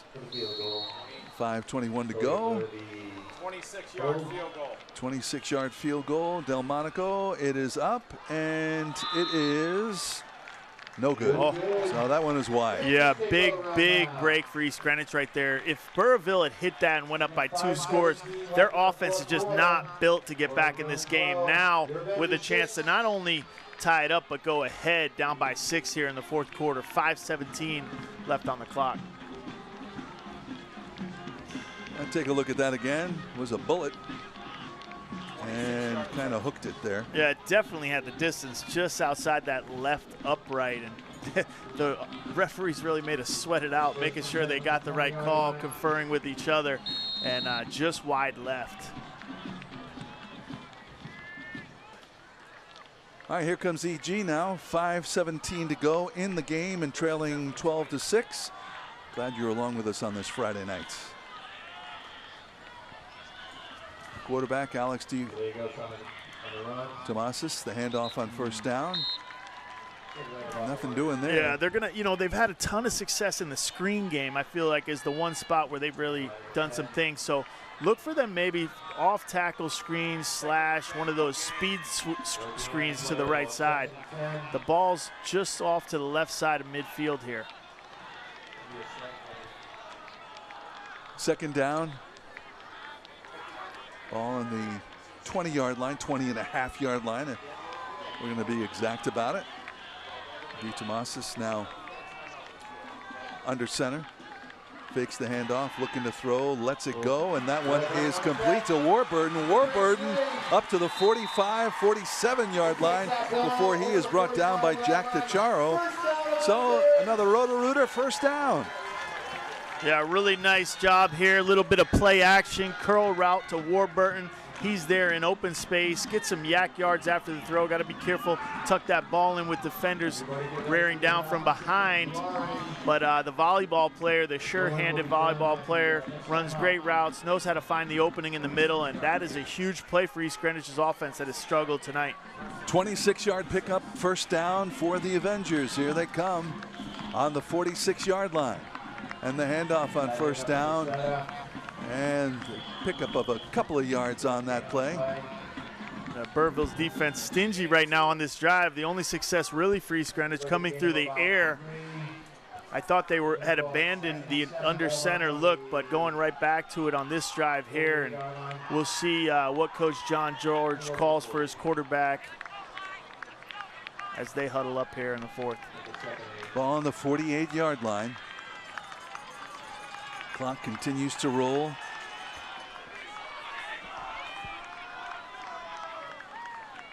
There's the handoff on 2nd down and finding a little room up over midfield. Pickup of several yards on that play. Is that ball carried by Carlos Gallegos. That nice little run there, put his head down, try to get the 1st down, but just a little bit short About 3rd and 1 here for the East Greenwich offense. D. Tomasis breaks the huddle. He'll be under center on the play. Ball placed on the Burrillville 45-yard line. 3rd and 1. Quick handoff. And that's the needed yardage for another first down for the Avengers. As they continue to roll, looking for pay dirt here, trailing by 6 points with 2.5 minutes to go. Yeah, gets it to Procetta, his fullback, number 7, lined up tight. You see it here, much like they did in the first quarter. He'll sort of carry on to fake the ball to Gallegos, and Procetta doing a good job on short yardage so far in this game. And we'll see if East Greenwich can put together a timely drive here. First and 10 at the 41.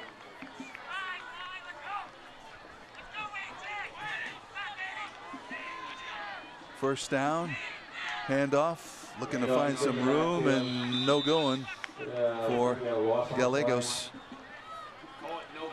Man, Gallegos is a durable guy, but not the biggest guy on the team. Really doing a lot of the heavy lifting for East Greenwich's offense. They're relying on him here in the all-important drive. Down by 6, 1:48 left in the game. They're huddled up with Coach John George on the sideline. Coach George, former Brown University wide receiver coach, as we said earlier. I've got a lot of familiarity with what he's doing out there. Actually, he's taken his offense straight out of Mark Whipple's playbook back in 2000s. You can see the fans all standing, trying to will their team into the end zone to tie this game. And there are a lot of students here. There are a lot of students here. It's a golden whiteouts. You see the gold hats, the white shirts. Everybody supporting the cause here tonight. Glimmer of Hope Foundation that is helping the kids with childhood cancer. 662-224.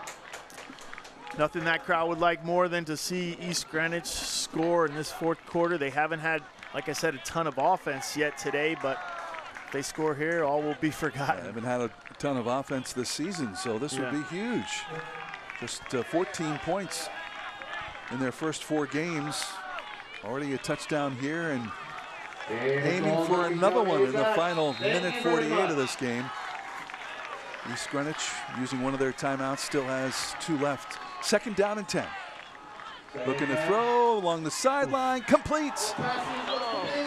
And looks like it was in and out of the hands of Ryan Sheeran. So he took a hit after that play. Yeah, it's sort of a cover 2 look by Burrillville. D. Tomasis tries to put it in the cover 2 hole there between the safety and the corner, much like he did earlier. Would love to see him put a little more on that ball so he can get it to his wide receiver without taking that hit, and that's why Sharon not able to retain possession, and that'll bring up 3rd and 10 for East Greenwich. Not necessarily built to go through the air consistently like this, but I'm sure they're going to put it in the hands of their quarterback. Look for maybe a screen, a run play mixed in, possibly some sort of draw, which we haven't seen yet this game. All right, 3rd down, the ball on the Burrillville 41-yard line. Man in motion, looking to pass now. D. Tomasis into a crowd, and that is, if it was caught, it's going to be a loss of yardage on that play, and brings down 4th down. Yeah, Gallegos did his job coming up with it. He was in a crowd there, kind of forced it. You teach the quarterback to throw it near his running back's feet there so you get the incompletion. Instead, he throws it to Gallegos. He catches the ball and has a loss of 2 on the play. That's 4th and 12. This is the biggest play of the game right here. 1:30 on the scoreboard. The clock is ticking.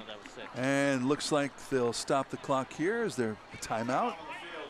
And we'll see what the scoop is. The officials are gathering by the ball and are consulting with each other. I think they want to make sure that they have the yardage right here. Looks like he's trying to get them to change the game clock. Possibly a little bit of time, extra time ticked off of that clock. They want it reset to 1:36. Every second big for East Greenwich's offense, who, is definitely a balanced attack. They've leaned towards pass in the past. Here we go, big play, 4th down. DeTomasis throws down the middle, complete, oh, in and out of the hands of the EG receiver. But there is a flag down in the backfield. Oh, my. Yeah, what a throw there. Looked like he was trying to get Warburton down the middle on the post route. You really can't throw that ball any better than he did. We'll check out the replay here. 3-step drop, 2 or 3 hitches, and really a great ball. Warburton just not able to come up with it, and a penalty holding on the offense, which will push them back and give Burrillville the ball. So the penalty declined. As you see, oh boy, in and out of the hands, although as disappointing as that is, it would be even more disappointing if they had to come back after the holding call, right? Yeah, right. That's a good point. Man, what a well-placed ball. Not the easiest catch, but Warburton's got to be down. Had a chance to make a play. Yeah, like you said, Frank, even if he makes that play, the call would have been negated. All right, 1:27 to go. EG still has 2 timeouts.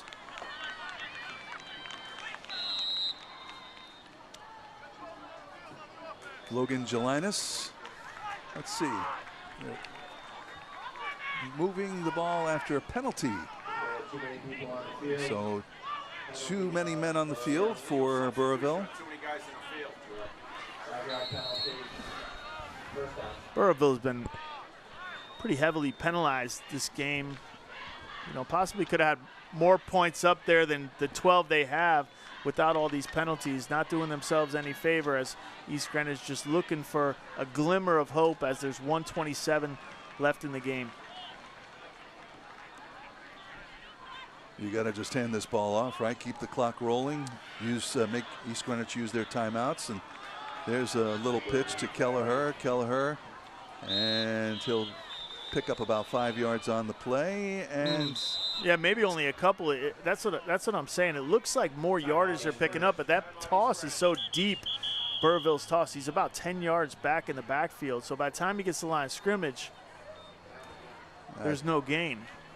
Looked like East Greenwich had called a timeout, but we have a player down on the field. More cramps. Yeah, it looks like more cramps. Looks exactly like that. And a lot of times it'll be those big guys. They need more hydration than the rest of us. Hey, as we get ready to wrap this one up, let's talk about what's coming up next week.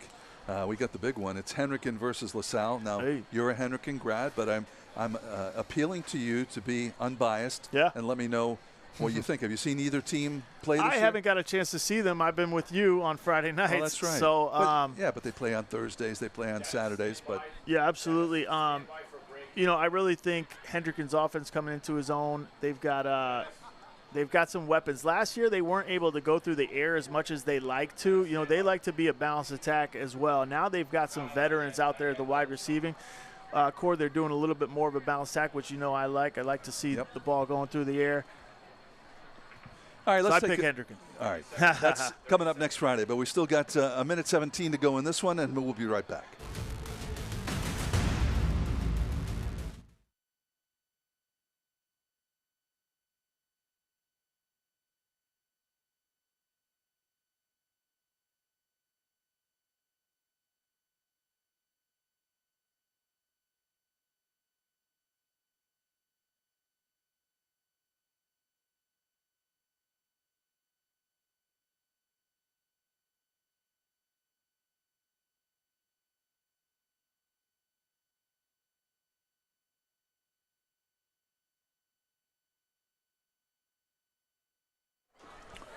And welcome back. We still have an East Greenwich player on the field who's getting stretched out for cramps. And tell you what, let's talk about the Ocean State Credit Union play of the game. You have selected one. Let's take a look at that now. Let's do it. Logan Gelinas, number 4, big game, able to scramble out. He's done this twice in the game. Gets it out to DeCharo there. DeCharo finds space. Number 6 making a big play. And that's the play that put that 12 up on the scoreboard. So really has made it tough on the East Greenwich offense ever since after that. As you can see it again there. Really, Gelinas just able to really make second and third play opportunities for offense all game. And I think that's been the difference haven't really seen that from the East Greenwich offense tonight. And we talked about how impressive it was that while he eluded the rush, he was still able to look downfield to find a receiver while he's got some big guys headed in his direction. So yeah, and making unorthodox throws at that, just kind of trying to shot put that ball out and making plays almost like a point guard out on this field, showing his athleticism. And then also we've seen tonight that Jelinus is able to throw on time at times to Soulier. All right, the player who had the cramps is now marching off. Jackson Gersakov. I think it's the second time that he has been so afflicted. They must have run out of mustard.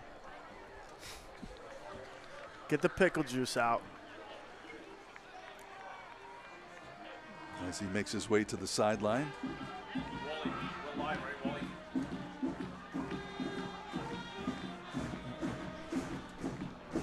You wonder if East Greenwich has a chance to even get this ball back. 2nd and long here. I believe they have a couple timeouts. They have one timeout left. One timeout. Minute 17 to go. I mean, you know, crazy things could happen. It's high school football. Well, let's see what happens here on 2nd down and 10 for the Burrillville Broncos. Looks like they're bringing everybody. And the quarterback keeps it, Jelinus. Not taking any chances, and they're going to take their final timeout. East Greenwich here. Great tackle there by Kate Thomas, kind of saving a first down. Looked like Jelinus was heading to the sideline. Remember also, Frank, that Burrillville has snapped a punt, a snap over their punter's head in this game. So I don't think they want to line up in that formation here with a minute left, only up by 6 points. All right, well, that's East Greenwich's final timeout. So with 1:07 to go, and 7 yards away from a first down. Obviously, first down, we can take all the question marks away. Yeah. But, you know, as long as they hold on to the ball. Yeah. And going by Gennaro Ferraro's interview before halftime, he was very annoyed at his team for that special teams mishap. So that's got to be fresh on his mind that he wants to get this first down and not put his team out in that punt formation. You got to wonder if they'll even consider going into that formation with what happened earlier in the game. All right, EG now out of timeouts. The team's back on the field. 3rd down. 3rd and 7. And you can see the player deep behind the quarterback guarding against a potential fumble. And there's the fakes the pitch. Jelinus going to hold it onto it himself and stay in bounds. So the clock continues now inside of a minute to go. Yeah, smart play by him by staying in bounds. Ryan Sharon did a great job trying to keep contained, but the quarterback does a smart play and doesn't go out of bounds, which put about 40 seconds right now, still ticking. And but it's 4th down. They're not going to be able to run out the clock completely, but they're going to take it down as far as they can. We'll see if they try to run a play or not. It doesn't look like they will. It looks like they'll call a timeout right at the end of this play clock. 10 seconds to go as the backfield judge signals. 7, 6, 5. Are they going to take the penalty or call a timeout? Yep, timeout, I believe. Going to call a timeout here. All right, just 12 seconds to go. Timeout, Burrillville. Yep. So, tell you what, we got a second here. Let's talk about the Ocean State Credit Union player of the game. Who have you selected, Mr. Ralph? Got to be junior captain Logan Jelinus, who's made play after play. We saw one of them earlier on play of the game, but this is him with his legs getting around the left side. Done it with his legs, done it with his arm, and really able to kind of run the show and be a game manager for his team, especially right now, as you see him reverse field twice right there and makes a 35-yard gain to his receiver on the sideline. Logan Jelinus, our player of the game. Congratulations to him. Look how many highlights. I thought we were done, and he's still going here. That play right there, you didn't like it, but I did. You know, if you add his east-west yardage to the north. He's got 800 yards this game. So, you know, what's interesting, I think they're going to bring We'll see, but I think they're bringing the offense out, try to have Jelinus just kind of run around a little bit when he's about to be tackled, throw the thing as high as he can to the sideline, and see how much time that leaves for East Greenwich's offense. Should be about only one play with Jelinus' athleticism, but we'll see. That's just what I would call. In fact, you can run up here now. If you All right, fourth down. Bring that stuff up here now. Fourth down and 5. Jelinus wants to throw it, Yeah. lets it go in the air, and incomplete. Almost has him. Yeah, they just tell him, throw this ball as high as you can, try to get a chance at this post route, and that's and what he eat up does. some seconds, So right? he had a shot right there. Yeah, that took about 8 seconds off the clock, and that'll give East Greenwich offense 1 or 2 plays. You always factor in 6 or 7 seconds per play. Now, if they throw a Hail Mary on the first play, that'll likely chew up all 8 seconds. But if they do something intermediate, they do have a chance to run 2 plays here, down by 6.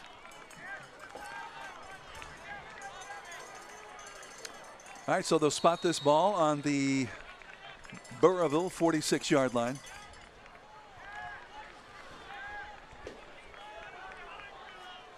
Here we go. Alex Tomasis. Yep, he's at a gun. He's going to have trips. Looks like they got 4 wide receivers in the game and 1 running back. Burrillville got 3 very deep defenders and 4 underneath them. All right, there's the throw down the field, incomplete. 4 seconds to go. Yeah, they try to do something intermediate there, see if they can call a quick timeout, but a little bit behind his receiver. I think he was trying to get Cade Thomas on the seam route, and with 4 seconds, you got to think either you're going for the end zone here, and I'm not sure. Yeah, they're at about the 45, so about a 50-yard throw at least, or you run some sort of flea flicker, whether it be a dig route with a reverse attached to it, or whether it be a curl route with a wheel coming behind it, where the receiver can lateral the ball to him. Those are really your only 3 options here, down by 6. And here we go. D. Tomas is in shotgun, number 8. 3 wide receivers to the top. He rolls left, he gets the edge.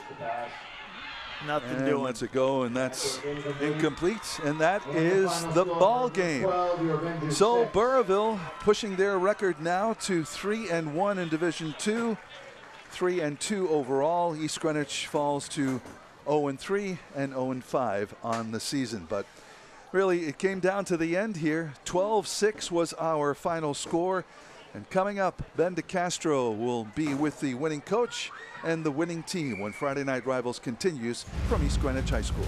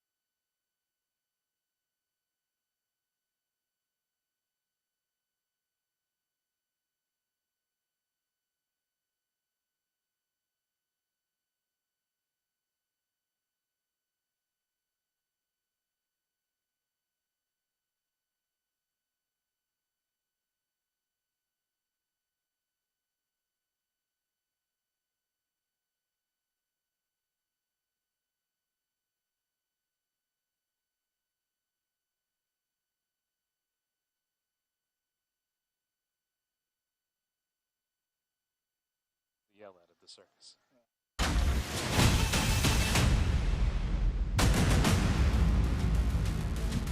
All right, I am here with the winning coach. Congratulations to Burrillville, coach. You know, we talked at halftime, and this has been a slog all night long, a little bit of the weather elements. What was going on with your team? Because they were tough right to the end.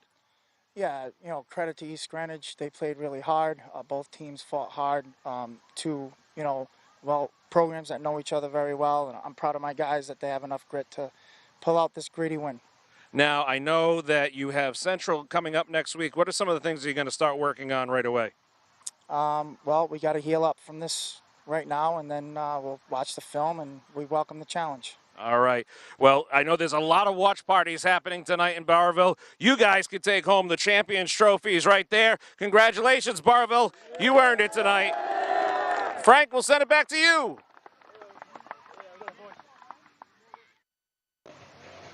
All right, before we put another Friday Night Rivals in the books, all of us would like to take a moment to thank the wonderful sponsor partners: Ocean State Credit Union, Eric George, DMD and Associates, Paul Massey Motors, and Dell's Lemonade, who through their contributions to this program make these games possible for you to view at home. We'd also like to thank our other great sponsor supporters for their contributions to our 2023 Friday Night Rivals telecasts: Roto-Rooter, Trattoria Appia, The Original Chimney Sweep, Comprehensive Community Action, Cardi's Furniture, Tri-County Community Action, and Atlantis Comfort Systems. And we'd especially like to thank tonight's participating high schools and their administrators for their continued support: Burrillville High School and our host tonight, East Greenwich High School. So for Kyle Rowley, Ben DeCastro, Pete Connell, I'm Frank Carpano. We thank you for watching and hope you'll join us next week when we are in Providence for the big one. It's Henrican versus LaSalle. Thanks for watching and have a good night, everybody.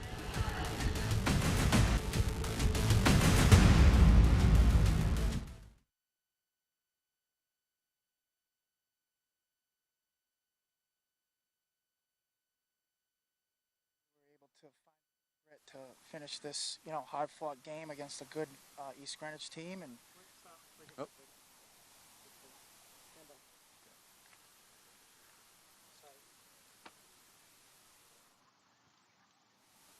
All right, 3, 2. All right, thank you very much, Nicole, here with the victorious Burrillville Broncos. And Coach, pleased with your team's performance tonight? I'm happy that we found a way to win, which is something that we've been focusing on all year, and having the grit to beat, you know, a really well-coached EG team who we know each other very well, and it was a hard-fought game by both sides.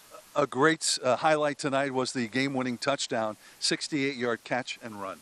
Yeah, it was, you know, great improvisation by our guys, and just sticking with the play, and it was exciting to see.